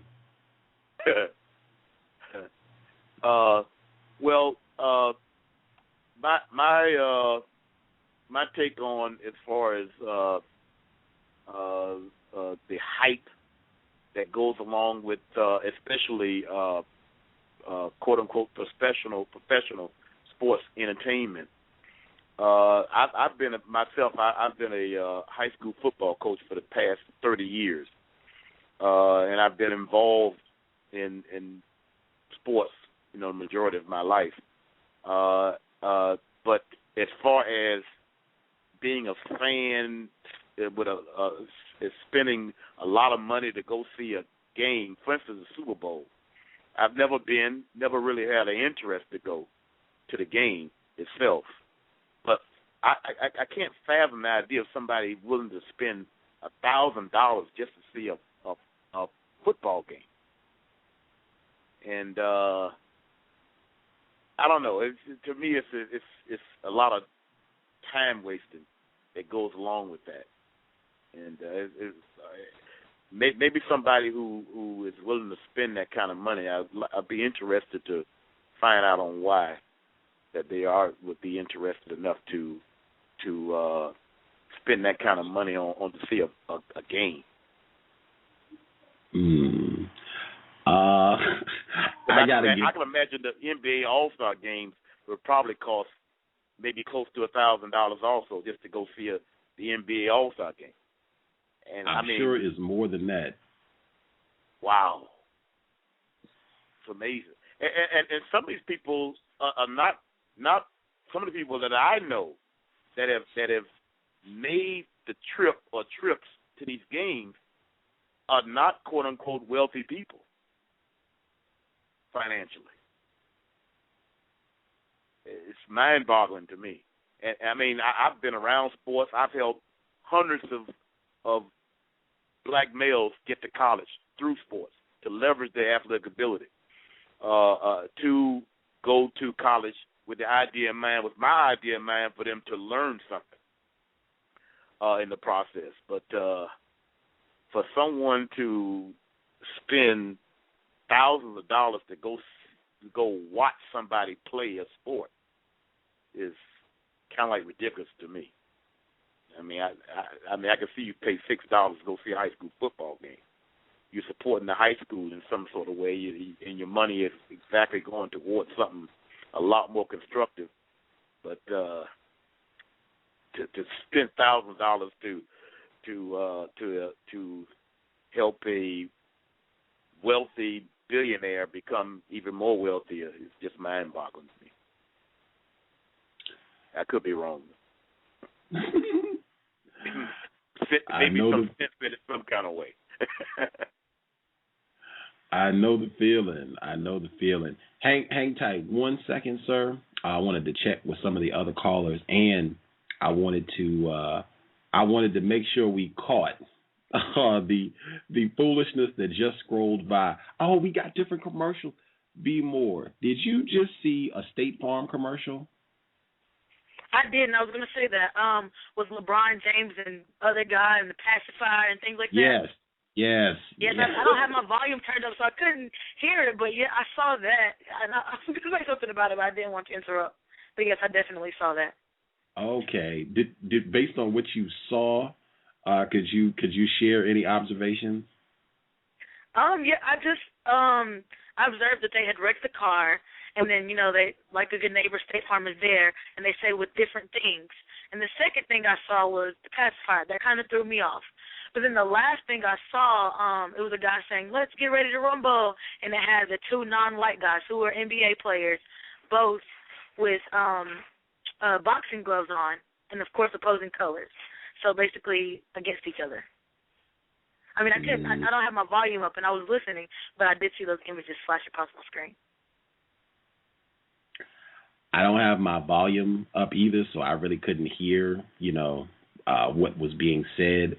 But I definitely saw a black male with a pacifier. That is at least the second time in the last 4 to 5 months that I have seen a commercial where a black male has had a pacifier or a baby bottle or something of that nature in advertising a product that had nothing to do with children. I also saw the boxing gloves in this commercial. That's where it ends. The black males, they've got on different colored boxing gloves, like they're getting ready to get it on. And just, so we can keep everything in context. State Farm, these are the same folks who brought us, right there. These are the same folks who brought us this commercial. I told you were too close, but nobody ever listens to me. No. I mean, who does that? Backs a car into another car? You know what? You make my head numb. I can't even. Like a good neighbor, State Farm is there. I'll take care of this. With a new boyfriend. Hot. With a new girlfriend. Oh, this is what you like. Yes, it is. Mm-hmm. I was perfect the way I was. Okay. State Farm agents are there when you need them. Same people. LeBron James and another black male ready to box each other. Black male with a pacifier. wrecked the car. Same people brought us the commercial with the black male about to fight, talking about how dumb and stupid they are. Yeah, State Farm. I was going to say it before. It doesn't mean anything now. I was going to point it out before the program. I should have said it yesterday that I thought the West was going to win, and I was banking on white supremacy because the Eastern squad has no white people. White people made a big deal about Kevin Love being on the All-Star team. He's a white suspected racist male. They made a big deal about him being on the team, and they're so happy for him. He's on the Western Conference squad, and they have other white people on that team as well. So I was pretty certain the West was going to win. They are up by 8 now, but I mean, it doesn't matter now because the game already started, but I was going to say that yesterday and then see if you could just always bank on white supremacy and see if that works out. Let's see. I'll check some of the other folks that called in to see if they have questions, if you've picked up anything. Person who called in from a blocked number. Did you have a question, comment? Person who called in from a blocked number. Can I be heard? Yes, sir. Greetings. Did you guys talk about the choir? I think they brought out like a choir before a dunk or something. A choir? Yeah, like a church choir. Wow. When was this? Yeah, that's what I've seen on the internet. Before a dunk, they brought out a choir, like before the guy jumped over the car. Yeah, they brought a choir out, and the choir was singing. What were they singing? I don't know, man. I couldn't, I couldn't really watch it because it was just disgusting to me, man. But I just was like, man, this is crazy. I mean, what church affiliate would have their? I just thought it was kind of crazy. I couldn't even watch it really, but I thought you guys maybe had spoke on it, and I was wondering what you thought about it. I didn't even see that. Like I was saying that I didn't really get to pay attention to too much of what happened yesterday because the dunk contest was during the show, so I had it on the screen, so I did actually see when he jumped over the car, but it was like I didn't have it taken up my whole screen, so I kind of saw it, but I wasn't really paying close attention. So yeah, I'll have to go and see if I can find that because that just sounds really I mean, that's racism, white supremacy. We got the church choir at an NBA event where a person is about to jump over a car, and we need a church choir there. Man. Yeah, I mean, I was just thinking that it was all a part of that car dunk. They brought the choir out. The choir was singing like, and then he did his little, jump over the car dunk. It was crazy. It was crazy, man. I couldn't even watch it. I just was thinking like, this is humiliating. But I was just thinking that it's kind of like a religious experience, like the Coliseum. I think the football coach was asking, why do people go to these type of events? And with this choir and everything like that, just put it in perspective that this might be some type of big ritual, some type of religious experience. It seems like that's a part of it. It's Sunday. Yep, exactly. And the whole point of I remember just that movie Gladiator. I remember one of the big parts of them having those Coliseum games were to bring the people together in some way, like basically to control them. It was a fact that they were being their needs wasn't being met, but he just started these Coliseum games to appease their to appease them. It was like give them games.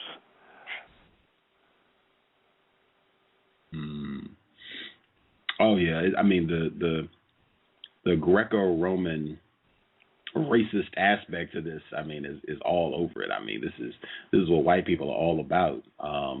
We've done so many shows; they're all running together. Like my memory used to be pretty good about being able to pick out who said what on a show, but I'm not that good anymore because there's just so many shows. But we did a program where someone talked about how these athletic events, this is just the way in a racist system that is all about military force and violence. You got to have outlets for that aggression and that violence. And, football, basketball, all of their violent recreational activities, that's kind of their outlet for the violence that, they got to mete out year round. Oh, that is, man. I saw some more racism I was going to pick out, but at any rate. Southland? Were you I'm watching sorry? that Southland commercial? The Southland commercial? A Southland commercial that just came on. Tell us about it. It was just, I guess Southland is a series that comes on TNT. I just saw 2 white cops chasing down a non-white boy. And this was a young boy. I'm using the term boy. Wow. Is that the one with the female who does the voice for the Boondocks? I believe so, because it was a black female. Okay. I forgot her name. She was in Poetic Justice. Oh, there's Beyonce again. They got her on twice. They want to make sure she got her cleavage all out. They want to make sure you see Beyonce and Jay-Z at the game. Wow.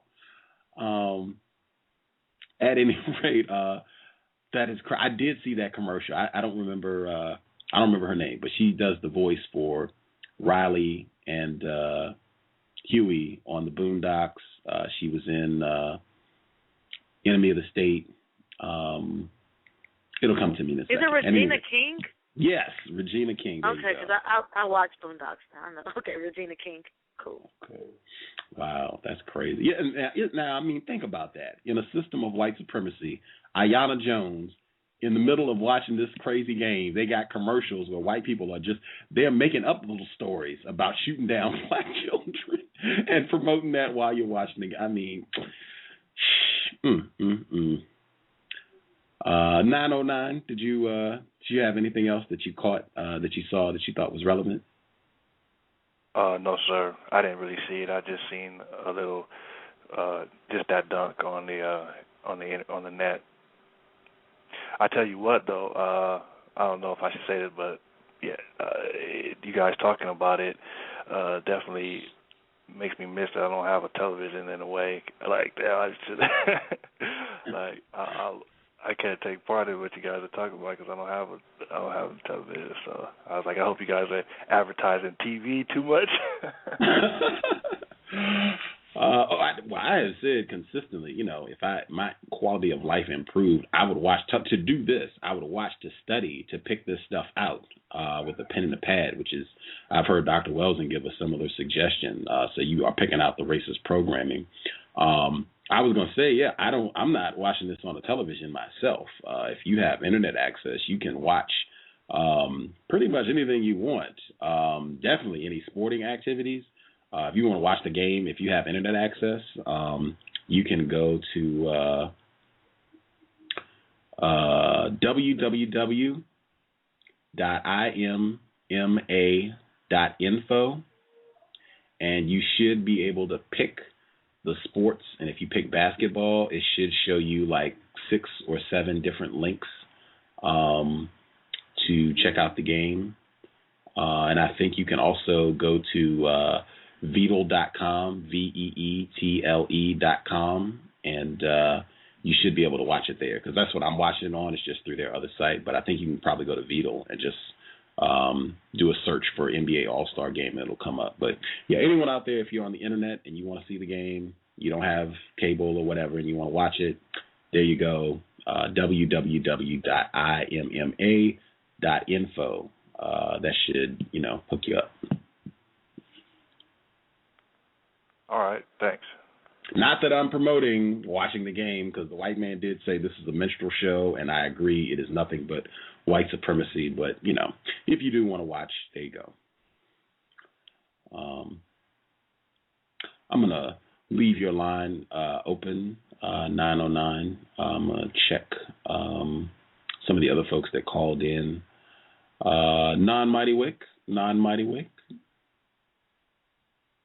Hello, can I be heard? Yes, sir. Okay, good deal.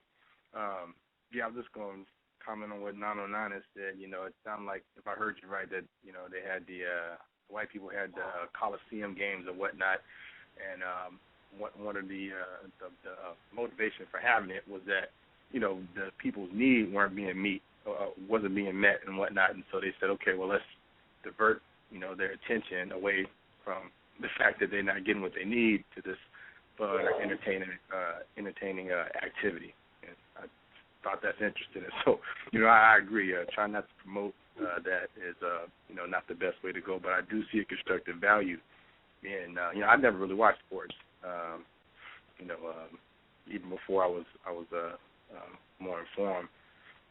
But I do see a value in trying to pick up information on sporting events these days, or really anything to do where non-white people who are more confused are being exposed to this stuff, because, and then I guess from my perspective, it gives me just a better understanding of, you know, where their mind may be, you know, to help try to connect with them to reach clarity. So that's it.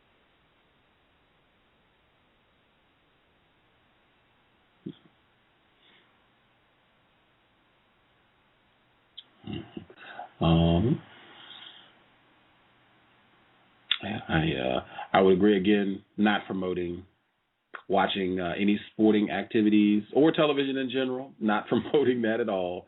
Just doing this because I know there are a lot of people out there who do watch basketball, and this is why I'm doing this. This is the first time that I think I've seen a non-white person with a natural hairdo. I think I just saw the first non-white person with a natural. B. Moore, did you just get a T-Mobile commercial? I did see that. Was she a maid? Like, what was she though? Dang. Well, but I noticed that as well. Wow, that is contrast programming. If you want a Dr. Welsing word, that is what they call contrast programming. When you see a black person with blonde, straightened hair and or weave, they are sitting front row at the game next to Jay-Z, or singing the national anthem, or being interviewed on the red carpet. When you see a black person who does not have straightened, chemicalized hair, they are the maid. That is contrast programming, racism, white supremacy, and that is a beautiful and on-cue illustration of why we're doing this program. 909 Non-Mighty Wick, your lines are still open. There's a different person who called in from a blocked number. Different person from a blocked number. Did you have a question or comment? Greetings. Can I be heard? Yes, ma'am. Greetings to you, Gus, to the other house family, as well as to the guests. I did not get to hear the full conversation because I did not know there was a show on tonight, so I just by chance happened to check my email, and I saw that you were on. But I heard part of the conversation that the guest was making, and you were speaking of with the ball players, the non-white ball players who are being told that they have to go to colleges rather than getting plucked straight from the high school in order to go into the pros. And one of the things that I would like to bring to mind, if it was not mentioned before, I do apologize for repeating. These schools, they make lots of money from these athletes by having them in their program and having them to be there for 4 years. It has built stadiums. I can speak for Georgia, for UGA here in the Georgia area. Football has caused them to build new stadium. It has funded scholarships. It has done lots of things that these non-white players are bringing into the school, as well as revenue from games being televised.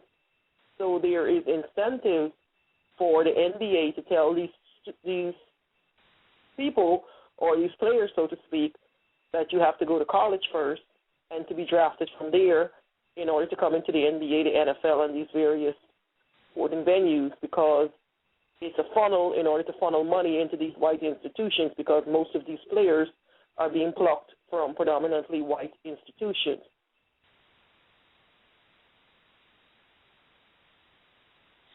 I wholeheartedly agree. I'm hoping that, we'll be able to do a program on how the colleges exploit black male athletes, black males and black females. I think you talk about the University of Tennessee, I think they were able to exploit Shamika Holdsclaw, Candace Parker. They have a history of getting outstanding black female athletes to come there and doing the same thing. So, yeah, I'm hoping we'll be able to do a program on that soon, and I totally agree.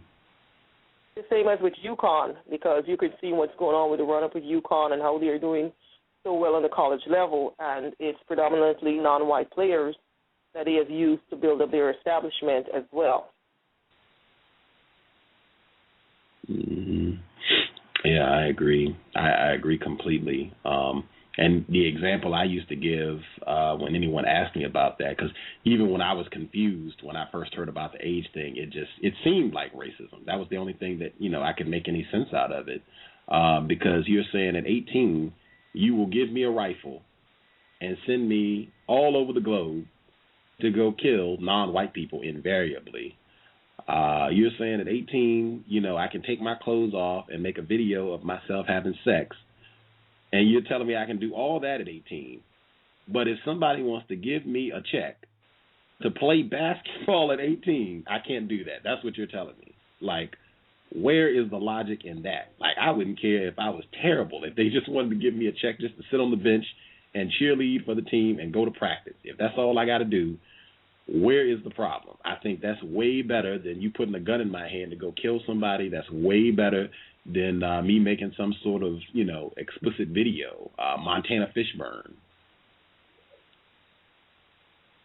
You're right, Gus, but with the theory that you were mentioning about sending them off to fight, the expectation is that these people are not coming back. Most times when they send these non-whites off, they don't, 50% of the time, they're hoping they're not going to be returning, so they're not going to be losing. They're just going to get someone else to replace that person that was sent off and, in their estimation, hopefully got killed in combat. But with these black athletes or non-white athletes who are making in millions, then that is where the other part comes in, where we have to find a way of keeping the money into white hands by introducing them into white females in order to get them to pair up with them, and then therefore the money is still going to be diverted into white hands.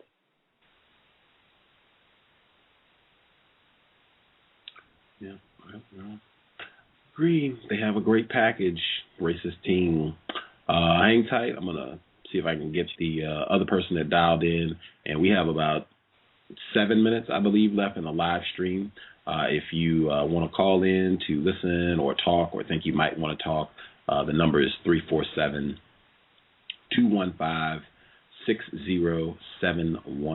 If you want to call in. The person at 5301, your line is open. Good evening. Can I be heard? Yes, sir.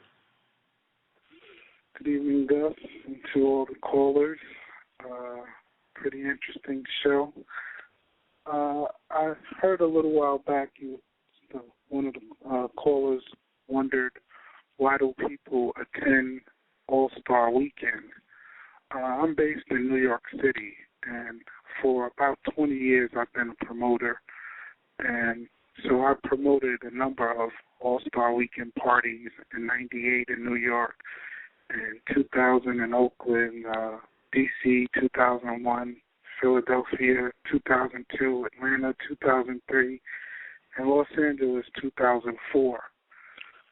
So being a person that in my confused state who worked behind the scenes of the whole All-Star Weekend thing, I understand 100% why the fans and the spectators go to such a degree to attend these parties, and more specifically confuse non-white females, because they have the illusion that this is an opportunity for them to align themselves with people who have a high discretionary income.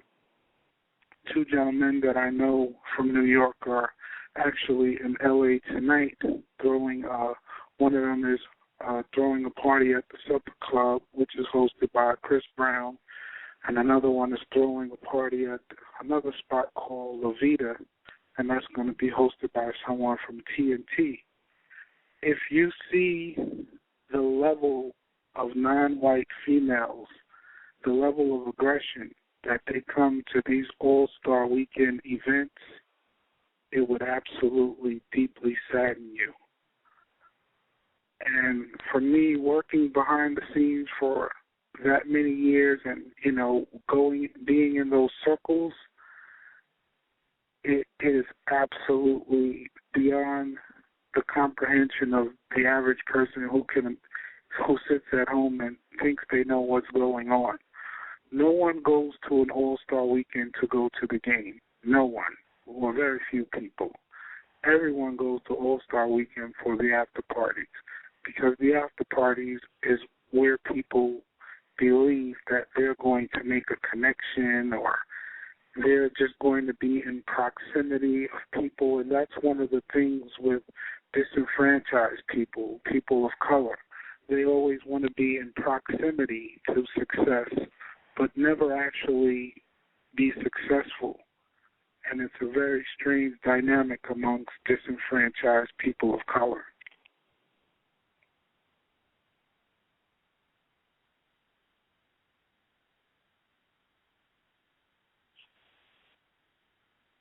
But that's just my 2 cents on it. Keen observation, I think. Keen observation. I would agree. Looking for a hookup of some sort, or really, I think you said it best. Just looking to be around successful, quote unquote, successful people. Exactly. It is sad. I mean, the things that non-white women have done just to beg me to get into VIP of an All-Star Weekend party is unbelievable.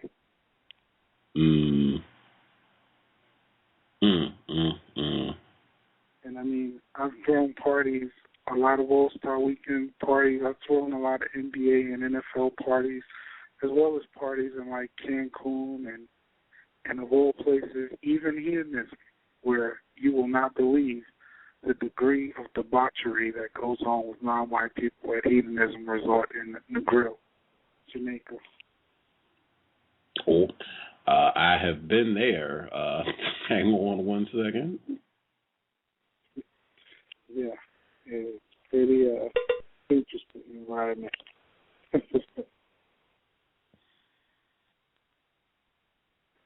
Yeah.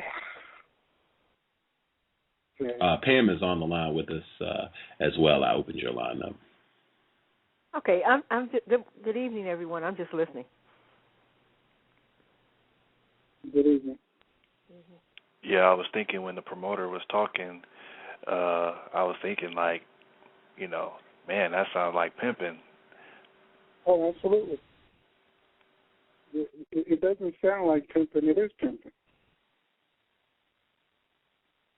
There's no other way to look at it other than exactly that's what it was.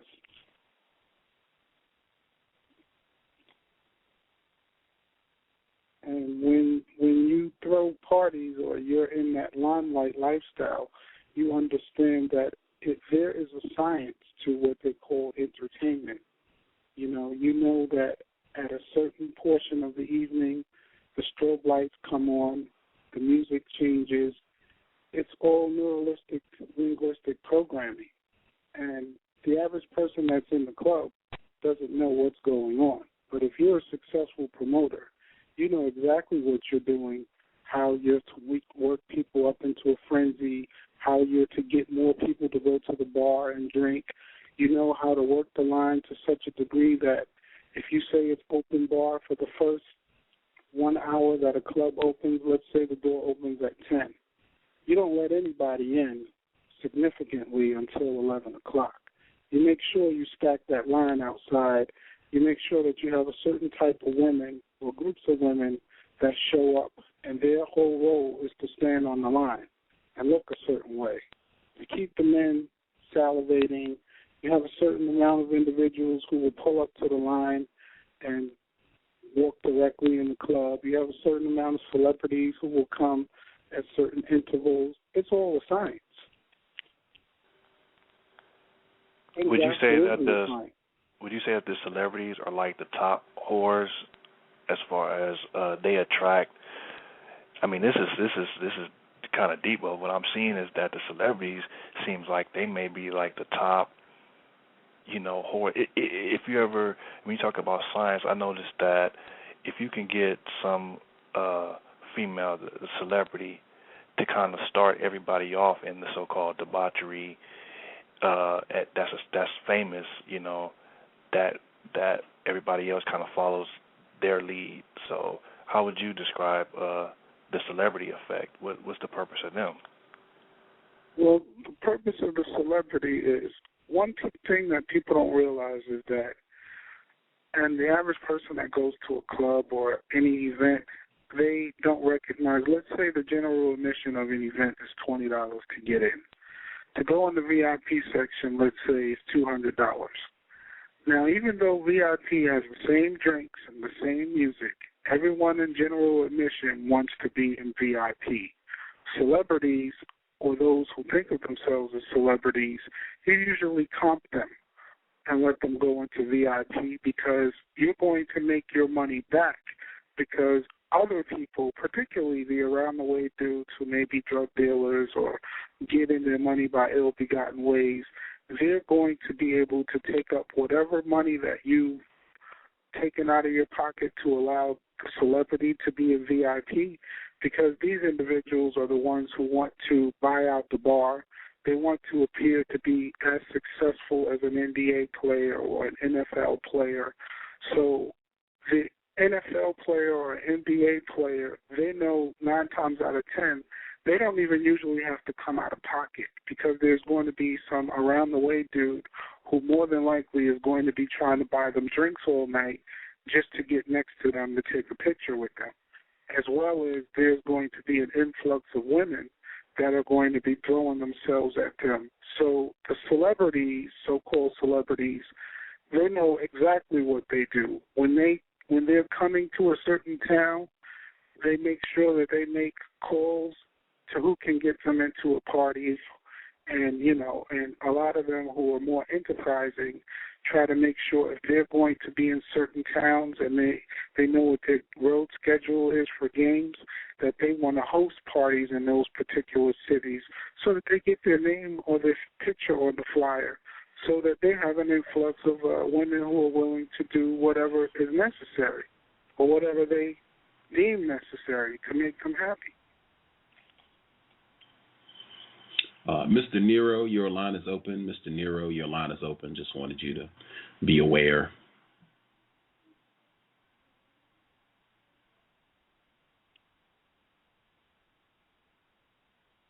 I don't know about anybody else, but this is terrible. It sounds like straight prostitution on an epic scale, and the celebrities are there to basically get people to come, and so the female that might go there to get the NBA star, she end up settling for some predator or whatever that knows that they're gonna have to settle for less because they ain't gonna be able to get to the VIP cat. So if I go there and I front like I got some money, this is pretty sick. Yeah. But the money is there, I guess. The financial part is not to be taken lightly. I mean, it's making money for somebody. Well, absolutely. If you're an enterprising promoter, you can make after your expenses on an average night at least $25,000. So if you're a promoter who's enterprising and knows what they're doing, after clearing your expenses, you can make $25,000 3 or 4 nights a week. That's a pretty lucrative income for a lot of people. And it's an incentive why most people who are living that lifestyle won't leave that lifestyle. It was a very, very difficult lifestyle for me to give up, even though I had all sorts of conflicts within my conscience, and then I would try to say, okay, well, it's just a money-making thing. I'm not going to indulge in all the other carnal activities. I'm just going to go for the money. But then when you see the crowd getting younger and younger, and, you can just, after a while, you can spot people across the room. You know who's going to get into a fight. You know who's going to leave at what time. You just know. It's just a matter of being able to listen, look at, and observe people. Hey, who was that, Gus? Oh, sorry. Sorry. I didn't mean to cut you off. No, go ahead. Who was that? I'm sorry? Who was that Obama gave that? Bill Russell. Bill Russell. I was looking at that. Bill Russell got the Medal of Honor. I'm trying to see why they gave it to him. They just showed that at the Allstar game. And it made me think, oh, man, I need the email. This is a non-white male, a non-black, non-white male who has a white parent. And we were watching, this was like the first basketball game I had seen in years. We were watching Boston and Cleveland in 2008. And I met him because of White Supremacy. He was in the same group with Christine Tran. She was on the program last February. And we were talking about, we were watching the game, and we were talking about white supremacy. And they had Bill Russell, who just won this Medal of Freedom, and he was talking to Kevin Garnett, who's in the game today. And they had, like, smoke effect, and it was almost as if they were on a cloud talking in heaven next to God. And I was just like, it's a basketball game. Why is this, why are they making this out to be more than just a basketball game? It's not that serious. And this non-white male, I don't want to, Rob, his name was Rob, and he said, if this is as good as it's going to get for black people, we got to do this up. And I thought that was just, it was really simple, but I felt it was just so eloquent and profound about the foolishness of all of this. And him sitting at the court with the Medal of Honor, it reminded me of that. It really did. It just, a victim of white supremacy with a medal. Like Master has come out, and I'm not, degrading him at all, Bill Russell, victim of white supremacy. But it's just like Master coming out on the plantation and, one of his slaves, hey, you did a good job. Here's an award for you. Thank you. Go over there and sit down and enjoy that. I'm going to go back in the house, make sure everything is straight. Maybe go out and rape your mother this evening. Just acting like this is worth way more than what it is within the context of white supremacy. At any rate, he got the medal. I wanted to see what he got this for. The first report I found, this is at Yahoo, says few athletes are as widely respected as Bill Russell, an 11-time champion over 13 years with the Celtics. He has defined class and greatness for several generations of basketball players and fans. Now he's about to get the highest American honor given to civilians. As announced by the White House on Wednesday, Russell will be one of the 2010 recipients of the Medal of Freedom. Today, President Obama named 15 recipients of the 2010 Medal of Freedom, the nation's highest civilian honor, presented to individuals who have made especially meritorious contributions to the security or national interests of the United States, to world peace, or to cultural or other significant public or private endeavors. Bill Russell is the former Boston Celtics captain who almost single-handedly redefined the game of basketball. Russell led the Celtics to a virtually unparalleled string of 11 championships in 13 years and was named the NBA's most valuable player 5 times. The first African American to coach in the NBA. Indeed, he was the first to coach a major sport at the professional level in the United States. Bill Russell is also an impassioned advocate of human rights. He marched with Dr. Martin Luther King Jr. and has been a consistent advocate of equality. Wow, that is some heavy racist code for racism and white supremacy right there. Russell joins other 2010 honorees like St. Louis Cardinals great Stan Musial. I think I'm mispronouncing that. I don't watch baseball. Warren Buffett, civil rights leader, and current U.S. Congressman John Lewis, painter Jasper Johns, and former President George H.W. Bush. They are just clowning. I don't even want to read anymore. Like, what? That is crazy. I don't want to read any more of this. That's just crazy. Yeah, I'm done reading that. Well, also on that list as well, Gus, there is Maya Angelou. She also was on one of those recipients. The point with him putting Warren Buffett as well as George H. on the list, which they are cousins of the president, both of those, Warren Buffett as well as George H. And Warren Buffett, we have to realize, Warren Buffett practically owns Wells Fargo Bank, and they're one of the biggest banks that did all of these foreclosures that's going on around the country. And he's making big profits from there, and he's one of those that have took over St. Bernard Parish public housing that was because of the demolition of those housing after Katrina in St. Bernard Parish, which is right below New Orleans. He's one of those, the biggest backers of the housing development the gentrification that's going on in that area. So these people are getting rewarded for displacing a lot of non-whites.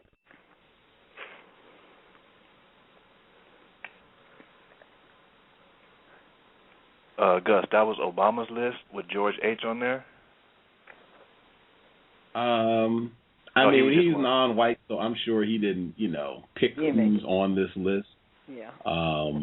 But I'll look at it again to see. 2010? 2010, yeah. Oh, okay. I got you. It doesn't say who picked this list.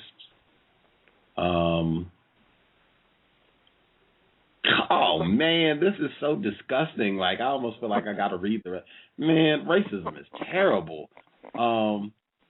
It's a well-deserved medal for Russell, who, in addition to being a basketball great, has stood up for racial injustice throughout his life. His political views and standoffish nature towards fans and the press, whom he viewed as hypocritical, didn't make him the most popular member of the Celtics during his playing days, but he is now accepted for something approaching his full personality and range of beliefs. That's how ugly all this is. Like, it's taken a lot for me to try to remain, somewhat codified and not, stomp and be really upset, because, I mean, they treated Bill Russell like a total nigger. I mean, this person who was getting this Medal of Freedom with good old George H.W. and Warren Buffett and all the gang. I mean, they have video of Bob Cousy, who is a Hall of Fame white basketball player. They have video of Bob Cousy crying on television because of the racism that Bill Russell experienced at the height of his career. And I mean, this was him looking back, like, reflecting on stuff that happened 30 years ago, and he was in tears. And what Bob Cousy, suspected racist, said was the racist treatment that Bill Russell experienced, total disgrace, and I should have done something. This is the person, that's getting this award. And they're saying that, he was standoffish towards fans. They were racist. They were racists who treated him like a total nigger for the duration of his career. If you can imagine, I'll hush after this.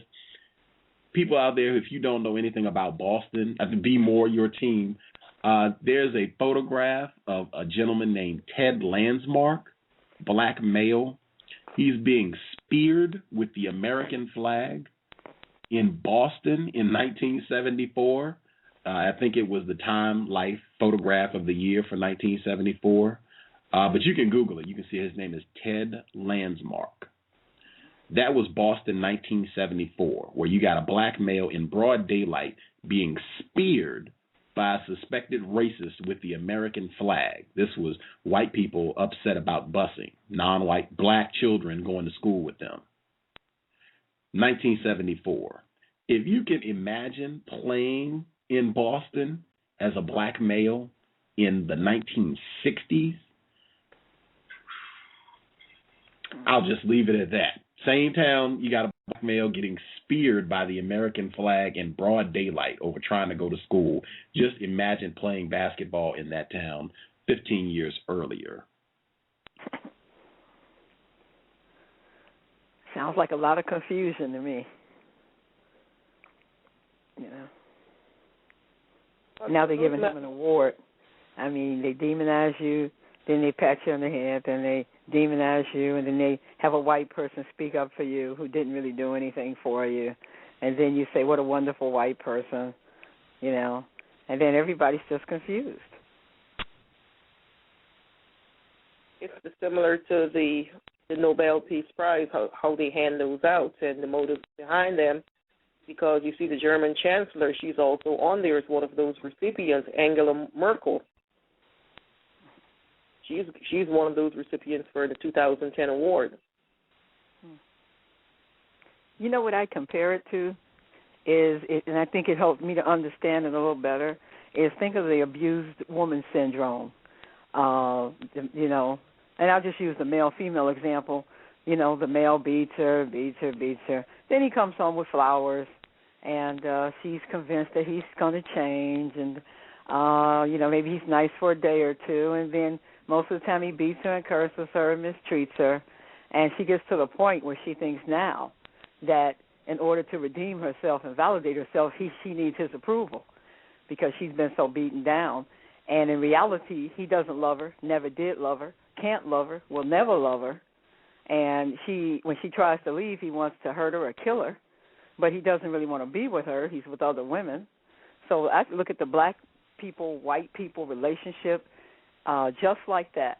The people come with flowers every blue moon, and all of a sudden we're in love again. And most of the time it's clear to anybody outside that house that it's all jacked up, that this guy is no good, that this guy is sick, that this guy hates you, that this guy will never do right by you, that he will kill you if you try to leave him, but then you go for the flowers. So I would say to anybody, if you want to understand the mental state of black people, and I'll put it this way, if you want to ever understand what makes an abused woman tick, look in the mirror.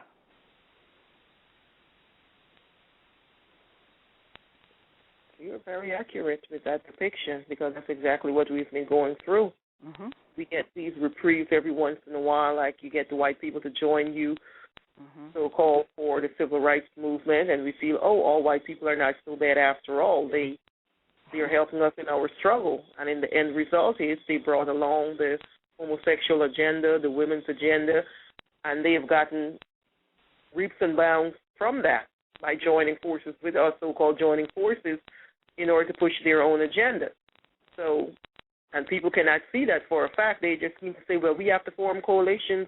We have to form these coalitions, and we're all in this together and all of this nonsense. And every time you form a coalition, the people that you form it with, they always end up going ahead of you, and you always end up staying right where you started. Right, they control it. What did Machiavelli say? I think it's Niccolo Machiavelli. He said, keep your friends close and your enemies closer.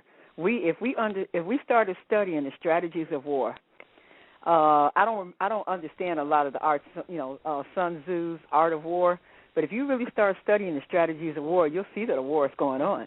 Keep your friends close and your enemies closer. What is integration? Keeping your enemies close. What is interracial sex? Keeping your enemies close.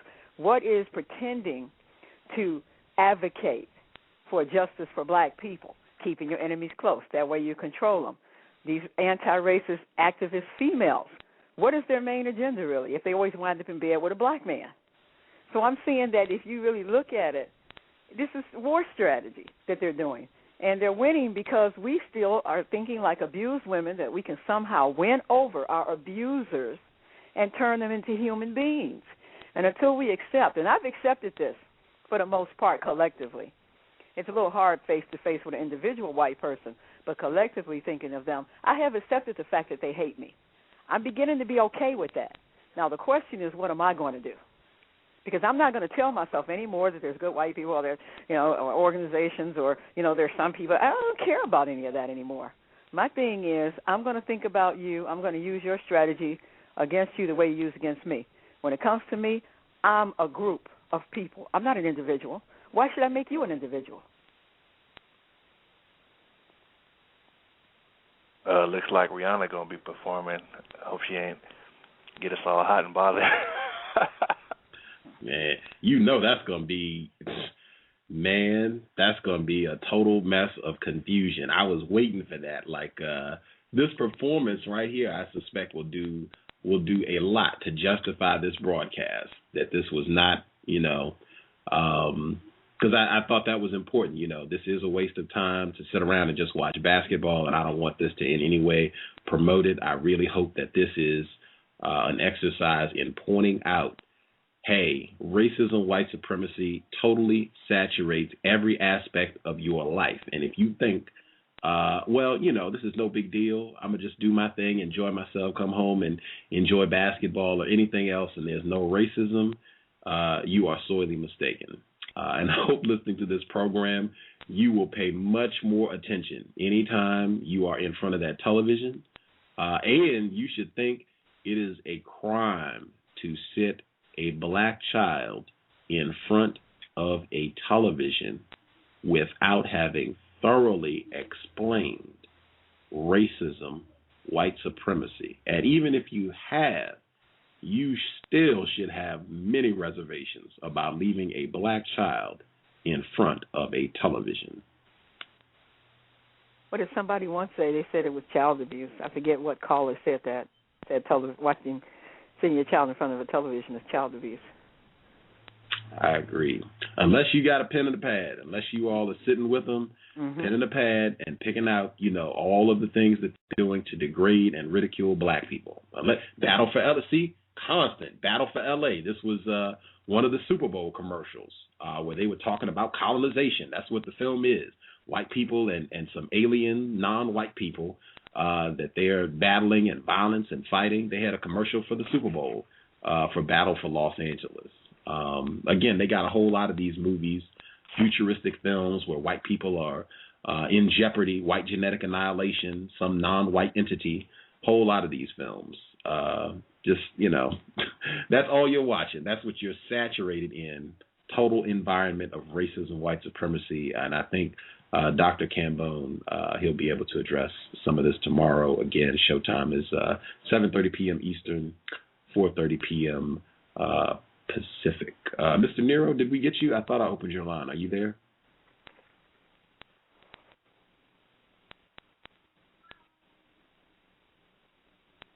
Maybe we didn't.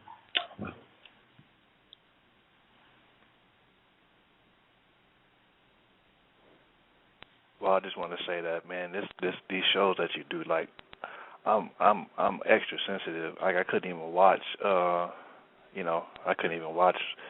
3-minute clip of, the church choir and the dunk contest.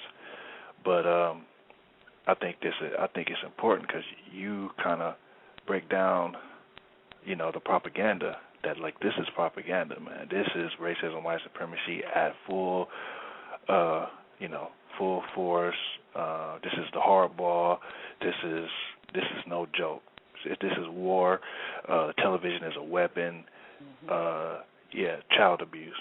So I mean, you pointed out. So I think these shows are important. I wasn't sure at first, but when with the movie reviews and things like that, if it was going to translate. But I think these shows are important, man. Especially for people like me that don't watch TV and are sensitive to it, and you start to see the real value in pointing out some of this propaganda. They mentioned that Rihanna was going to be performing tonight, and I wondered if anyone, I was walking past the newsstand the other day, and I saw one of the magazines, and it had her on the cover, and the caption said she broke up with Matt Kemp. She's no longer with Chris Brown. And then in the real big letters it said, "Who's got next?" And man. I think the magazine was In Touch or In Look or something like that. I'm sure you can find it online because it's something that's currently on the newsstand. I saw it this past week. And I thought that was rather sickening that they were putting this I guess she's about 22 years old, non-white woman out there, and what they're depicting is pretty much like she's a whore. Who's got next? Well, they need to all need to look at Paris Hilton. Doesn't she have a sex video or something like that out there? These people, they tend to cover up for these white females because they come from a so-called moneyed background, but they're out there doing the same thing. Look at Lindsay Lohan. This girl has gotten into all kinds of trouble. She has broken probation and done all manner of things, and she's not been to jail yet. Let that have been a Rihanna, they would have thrown her in jail. Now she got accused of stealing a necklace, and she's still walking free. Yeah.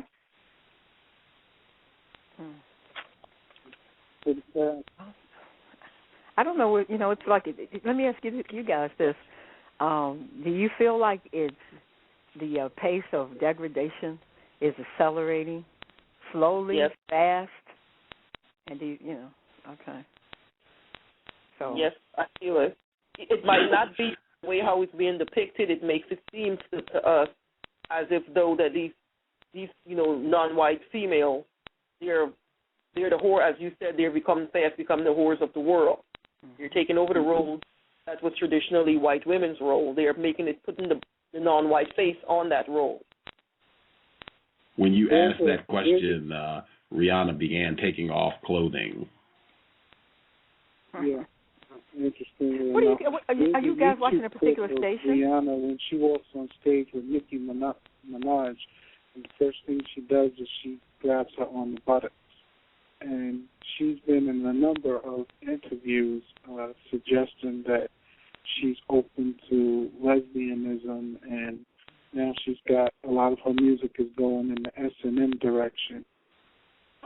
Just to see the direction that they've taken this tragic non-white female down is really sad. I mean, when you look at the fact that she comes from an abusive background from her parents, and then she got into a relationship with Chris Brown, who also came from an abusive background, that was doomed to fail. And they almost celebrated her for being in an abusive relationship, and by all accounts, the two of them were very abusive to one another. And she just did a video where she's like bound. You were talking about the S&M. I just saw that. It was a post I was looking at on racism and something. I think it was related to Nicki Minaj, but yeah, she just did a video where she's bound in some sort of sexual position. I guess the young black people who seem to be the most disturbed are going to be the most vulnerable. They don't really want young black people with healthy self-esteem. So maybe that's a prerequisite for this job of entertainer now, is that you be disturbed in some manner, or you have some kind of tragic background that will make you vulnerable. Absolutely, because Nicki Minaj, her story is that she grew up in a home where at one point, she's from Trinidadian background, and at one point during the 80s, her father had a drug problem. And she's been very forthright in putting that out in the media that her father wasn't a man, and she remembered the times when he stole from her mother and all of this, and she's the man of the family now. But if you notice, she has an alter ego who is something Polanski, which is based on Roman Polanski, and everyone knows his history. He drugged a young female and sexually took advantage of her.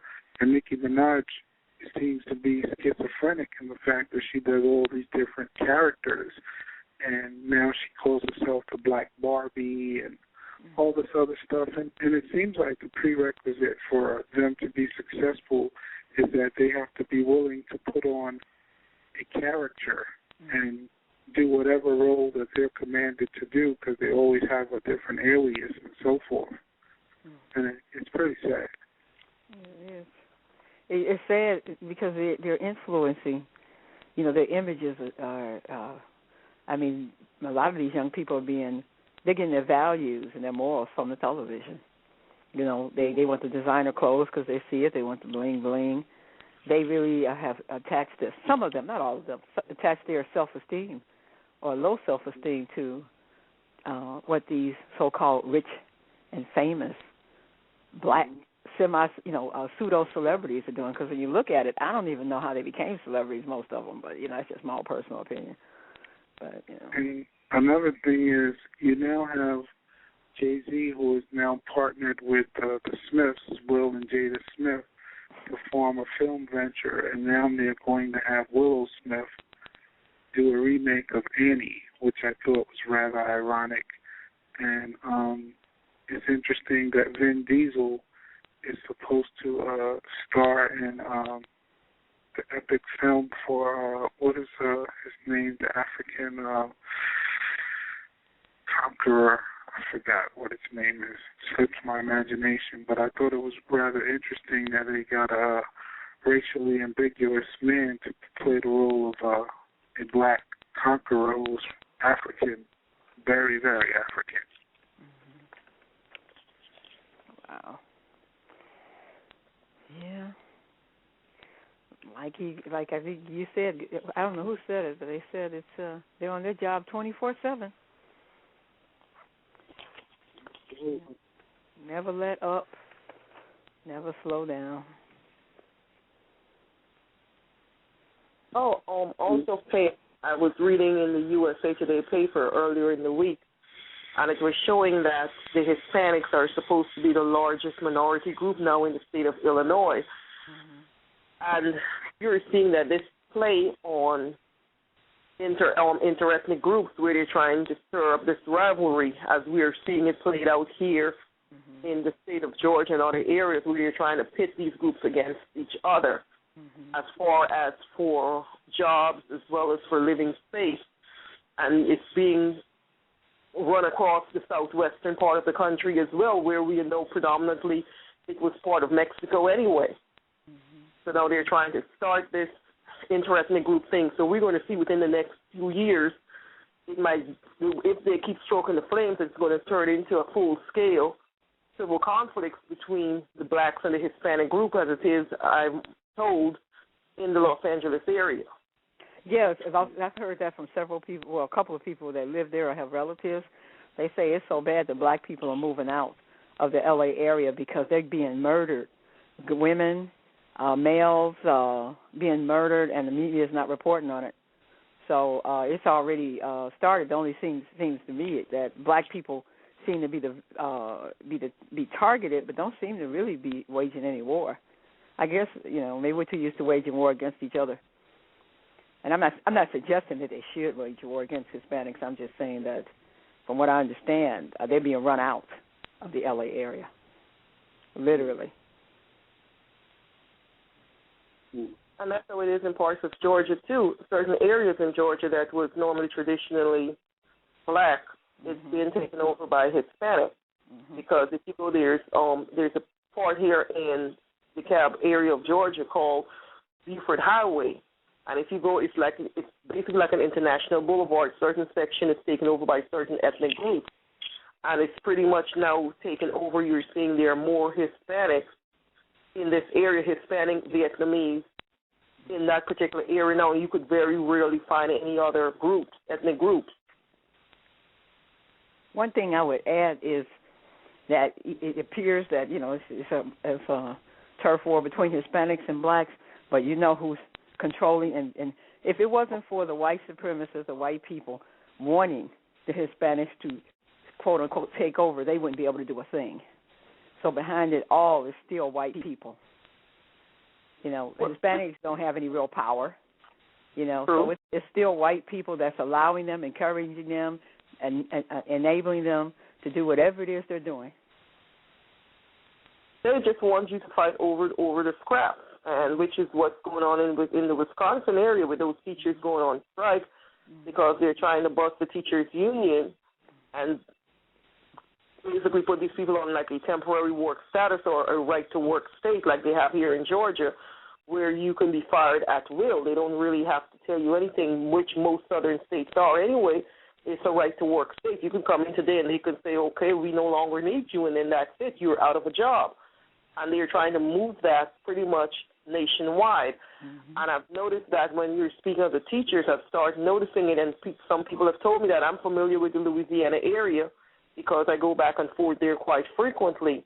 And I've noticed that they've started bringing in a lot of non-white, non-black teachers from parts of Southeastern Asia, the Philippines, India, and those areas, and they're bringing them in as technology teachers, math teachers, to teach into these school systems, bringing them in on these J1 or X1J visas that they're bringing them in to work in these school districts, and people are having problems because of the language barrier. It's creating conflict, but they're doing it throughout the country. You're seeing they're bringing in these teachers, just like they're exporting the jobs to these countries. They're bringing these teachers in because Indians have become now from India have become the new blacks. You know what I noticed too? I was taking a plane. I was in the Nashville airport, and this is the first time I saw this. This was maybe about a year and a half ago, and the people, the wait staff in this airport restaurant, it was just a regular restaurant, nothing fancy. They were Indian people from India, and I'm like, man, even when it comes to the service jobs, being a waitress, you know, they're not hiring. They're not hiring they're hiring fewer and fewer black people, fewer Americans to do a waitress job. What's that got to do with technology? Nothing. So it's kind of. I think basically they're just trying to drive the wages down. It's not that they love the Indians or anybody or Hispanics or anybody else. They just want to drive the wages down, and they're doing that through the exporting jobs and importing labor. And they've even created new programs. They had the H-21B, I think. Now they've got the H-2B visa programs. So they're still bringing in foreign labor, and they're all kinds of not just technical workers, but people, in very ordinary occupations. They're still bringing in foreign workers and filling those jobs. I wanted to make sure I included, as the game is still on, from the Rihanna performance, which I thought would be very interesting. They had Kanye West. He performed with Rihanna, and he came out on stage. He was on some sort of mobile platform that rose. So it was like he was on an elevator that was on a lower level that rose, and so he was coming up from the ground, from down below, onto the stage, and he was wearing all red, so it looked like a red devil had come onto the stage. That was Kanye West performing with her. I guess anybody, if they saw that, who's on the call, they can verify if, Gus is talking crazy. And then they had, immediately following the performance, they had a commercial with Dwight Howard, black male. He was with some white scientists, thinkers, and it was the same thing we discussed earlier. You got a black male, he's on the court, all non-white people playing basketball, just running around, run and jump. When it's time to think and go to the laboratory, now you have all white people in white lab coats. Did anyone see the performance, just to verify if I'm talking crazy, or did Kanye West look like a red devil when he came on the stage? I agree. I saw that as well. I thought it was really. I'm gonna start from the beginning because I just took a few notes, but it was just kind of crazy. Rihanna, she didn't really come out naked in the beginning, but then she took off her, I guess she had on the blazer or something like that, and she was sort of had less clothes on then. She was doing the Rude Boy dance, the song that's popular by her, and she was surrounded by all male dancers. Some were white and some were non-white. She grabbed her crotch on several occasions. And I also thought it was really significant. Maybe it wasn't. But my minor in college was actually Africana Studies. So we started, in some classes, we studied a lot of African art. And we studied Ndebele art, which is like a South African group or whatever. And they were showing those type of images in the background. I don't know if that's significant, but I know they have a way of doing things. And that was during the Rude Boy performance, all this sexual stuff going on, and they had African art in the background. So that stood out to me. Also, I thought Kanye West looked very effeminate. He had on tight, shiny red pants. He had about 3 or 4 chains hanging from his neck, and they were Jesus pieces. His pants were sagging, and he also grabbed his crotch several times. These are just little things I picked out.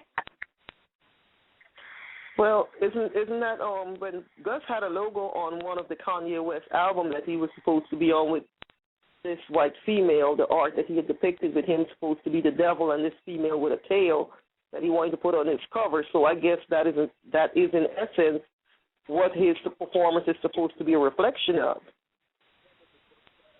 Yeah, I was about to say that Jesus made his appearance via Kanye West. White Jesus made his appearance via Kanye West, wearing 3 white Jesuses on his chain.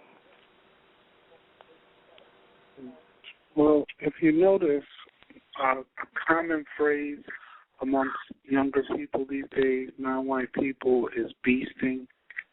Lil Wayne has an album or mixtape where he says, "I'm not human, I'm a beast." And I hear a lot of young people now say, "Oh, that's beast," or "I'm beasting it."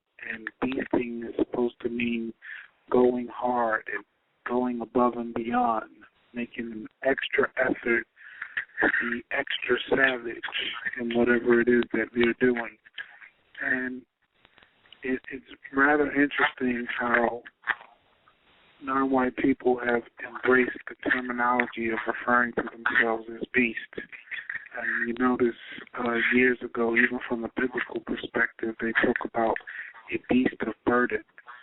And it's like that's what a lot of non-white people think of themselves as, beasts of burden. And they embrace that whole "I'm a beast."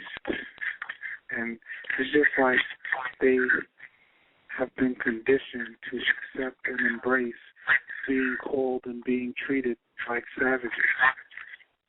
And it's not only that, but if you go and we go by their biblical saying, when they refer to the beast and the satanicness and Lucifer being one of the great devil and of course referred to as a beast, you are in essence telling yourself that you are just like Satan, because white people always believe black is evil. You know, if you call yourself evil and refer to yourself as a beast that's written in their book, then you're the devil. Yeah. I think there's a bit of an echo. Term when someone says, "Allow me to play devil advocate," and that always alerts me, because I'm always like, "Well, why do you want to advocate for the devil? What's that about?" There's an echo. If someone's on speakerphone, if you could turn that off, or if you're listening to the program on computer, maybe if you could turn the volume, because I'm hearing a big echo. Yeah. I think it's good now. Okay, we're good now. Thank you. Appreciate it. And I did want to throw in really quick. Did anyone just see the Miller Lite commercial? Did anyone? Am I the only one that just saw a Miller Lite commercial? I saw it halfway. I wasn't really paying attention to it. Okay, man, that they had a black female. She looked like she likely had some sort of cosmetic surgery. Definitely a weave, extensions, straight hair, whole nine. She was selling beer to, it looked like she had black male customers, and it was just real interesting. It was real interesting. It looked like there was some sort of conflict between a black female and a black male.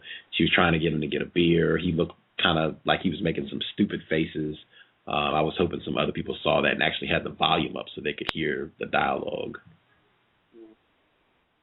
No, I didn't pay attention. I mean, I just started watching television about 4 or 5 months ago after about a 5 or 6 year hiatus. It's very difficult for me to watch TV. Someone had mentioned earlier about the Smiths and their pairing up with Jay-Z and what they're doing with their children.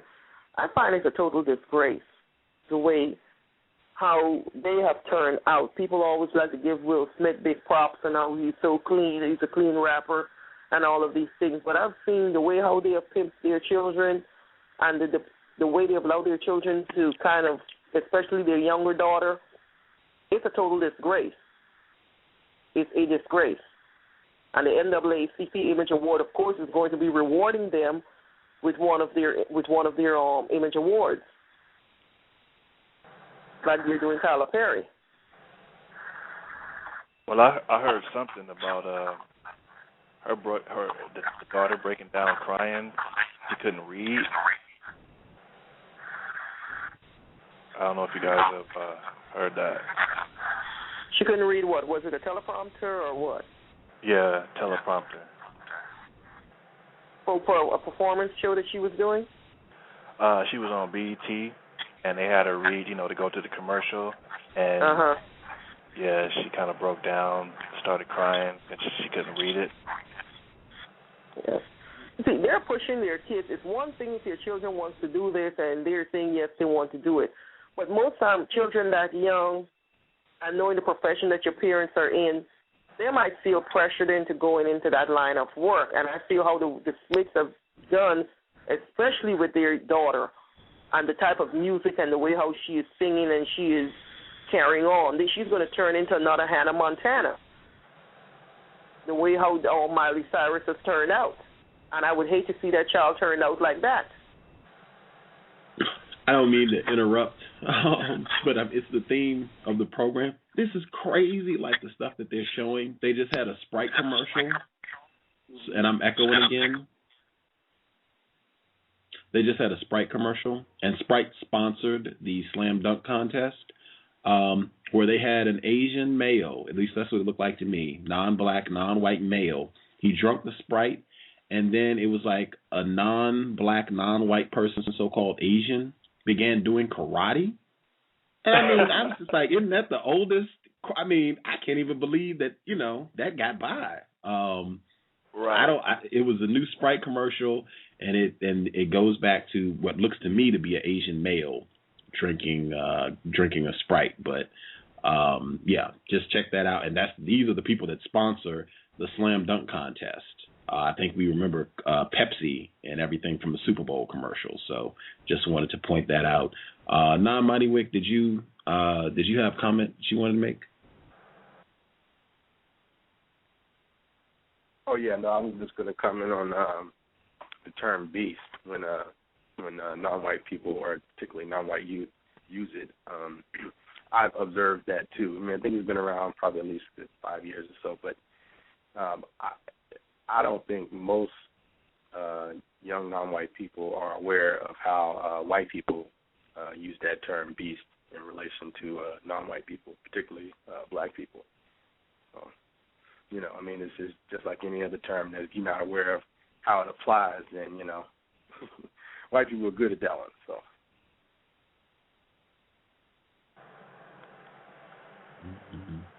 Yeah, before that Sprite commercial, Gus, did you notice they had the black male with the I guess the towel around his waist, so he didn't have no shirt on? Yeah, the Old Spice commercial. That's the second time I've seen that, and I called it out the first time. And B Moore, she said that she didn't see that commercial, but that's the second time I've seen that one, and I think that's quite significant. Keep seeing, images of, black male with no shirt on, sexually posed. Very significant. I don't know if that's for the white women or for the white men,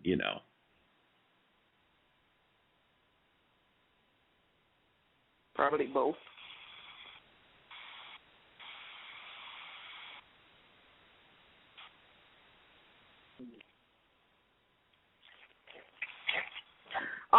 Pam, are you still on the line?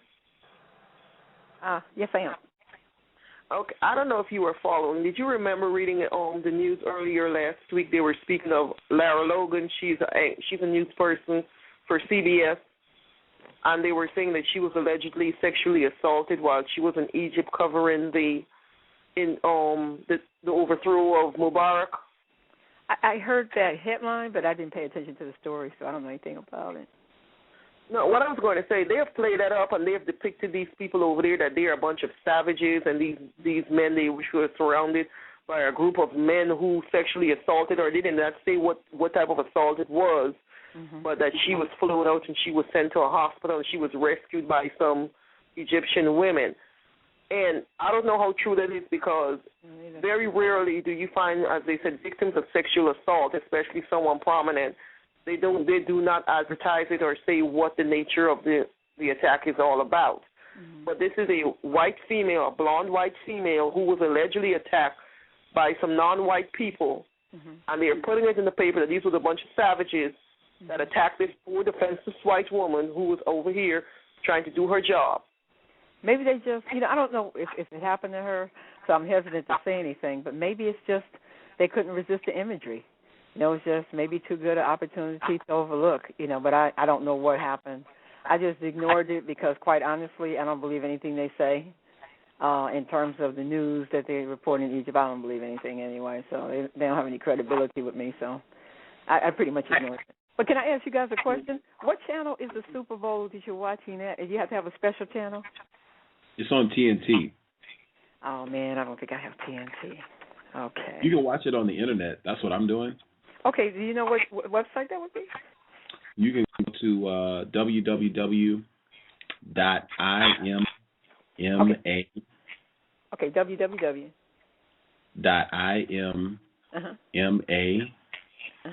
.imma.info. And you should be able to click basketball, like they have the different sports listed as tabs. So just click basketball, and then click one of the links for the All-Star game. Okay, let's see, boxing event. Let's see. Okay. Let me see. I'm what I'm finding interesting is all these Navy and military and War of LA, all this military imagery is really sticking out to me. I mean, they'll show they showed that Miller Lite commercial with the dude in the Speedo, like the white male in the Speedo, like it was real, like homoerotic or whatever, and then they jump right to the military with the red, white, and blue flags and the ships and the guns and whatnot. It seems to be pretty prominent in these commercials. Like at least one military commercial comes on every commercial. Did they show any commercials for the military recruiting? Like the Army, Air Force, any of those type of commercials? They're normally very prevalent in these type of shows. Yeah. Oh, they have them.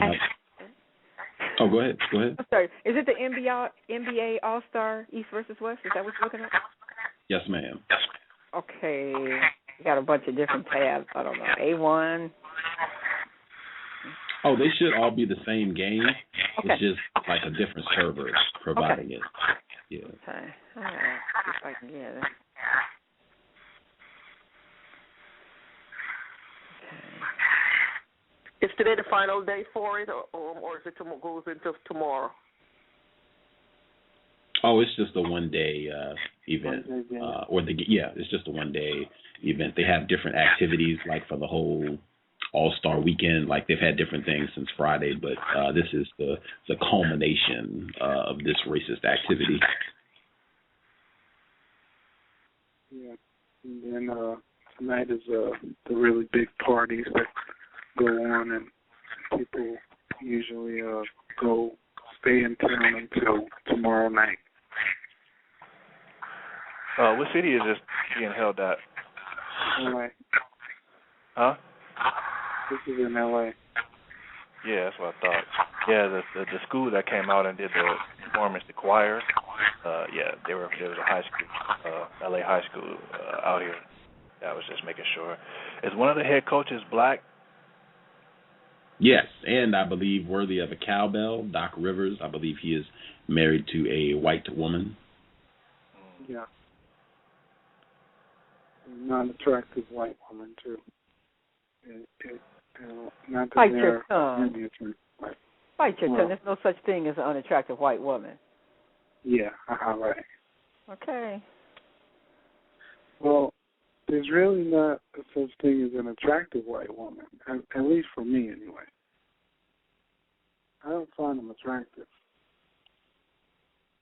It's just not my thing.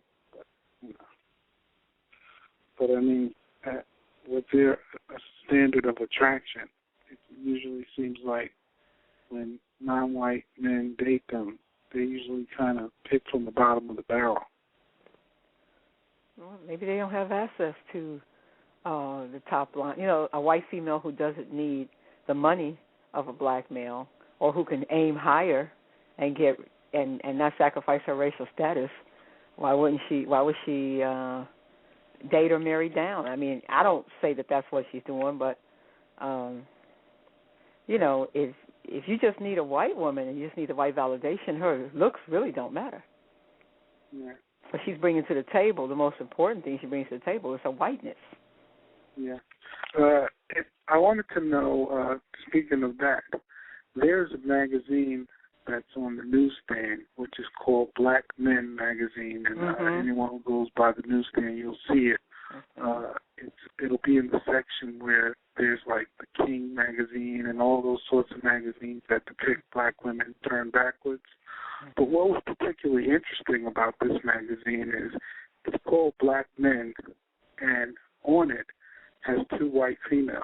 One of them is Ice-T's wife, Coco, who's a white woman, and her sister. And I thought it was Coco is married to Ice-T. On the magazine entitled Black Men, they have two white women. You know, if you check out that magazine, every time that I've seen it on the magazine stand, I don't think they've ever had a brown-skinned black woman. They may have had one, but for the most part, they're non-black women. They're white women or Hispanic women. And so I wondered, I said, well, is this, somebody told me, he said, maybe that's what black men want to see. Because why would they sell a magazine called Black Men, assuming that black men are buying it? And if black men had a problem with it, obviously they don't have a problem with it. Coco, I think, did you say Coco was on the cover? The white woman named Coco? She's married to Ice-T, I believe. Right. Yeah. Yeah. Yeah, so she's on the cover with her younger sister. So they're the two white women that are on the cover of that new magazine, Black Men.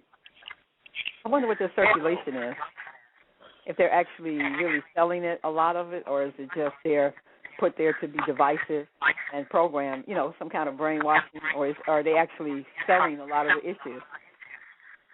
Have you ever have any of you guys ever been to a black man's home or seen a black man reading it? Because I've never seen a black man actually reading it. I never heard of the magazine until now. One of my coworkers reads those magazines every month, and I've seen him read it.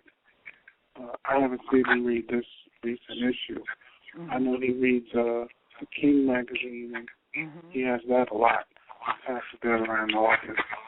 But I haven't seen anyone recently reading that magazine. I've never seen anybody actually holding the magazine. I've only seen it on the newsstand. That's why I wondered if anybody had, you know, like you answered it, I wonder if anybody's actually read the magazine, any of the men online have ever read it or seen any other black men reading it. Because it's you know, it's a contentious point with black women when we see a black man's magazine and we don't see ourselves on there. It makes us angry, and we start to blame that black man collectively. So I wonder if black men are actually buying it and it's actually appealing to a large segment, or is it just another thing of staging conflict between black men and women? It could be just like you said. It could be all about staging. And speaking of a Dr. Frances Cress Welsing moment, Ice-T's wife, a white woman who calls herself Coco. I didn't even think about that. Yeah, it's interesting. I've actually seen her in person in New York, walking down the street in Greenwich Village. And if you would have seen how the black men were going crazy over this white woman, it was absolutely insane. Yeah. I mean, I'm looking at the cover right now. Okay. And of Coco and her sister, I mean, it's disgusting. They look, it's just like nasty. I mean, if I was reading this magazine, I would have to write in like, what are you trying to do? If you've seen it, it's just But you know what I found? Let me ask you guys this: have you noticed that the trashy, and I gotta just say it like it is, the trashy-looking white female, it looks like she'll lay down at the drop of a hat. Doesn't it seem like she has the most appeal to the black male seeking white flesh? Doesn't it seem like the trashy ones seem to be the most appealing to a certain segment of the black male population? Yeah, I mean, there's a magazine called Feds, which is geared towards those who like to read about the criminality of non-white people. And I know someone who writes for the magazine, so I get the magazine a lot. And in the most recent issue, as soon as you open the second page, there's a full-page spread of two non-white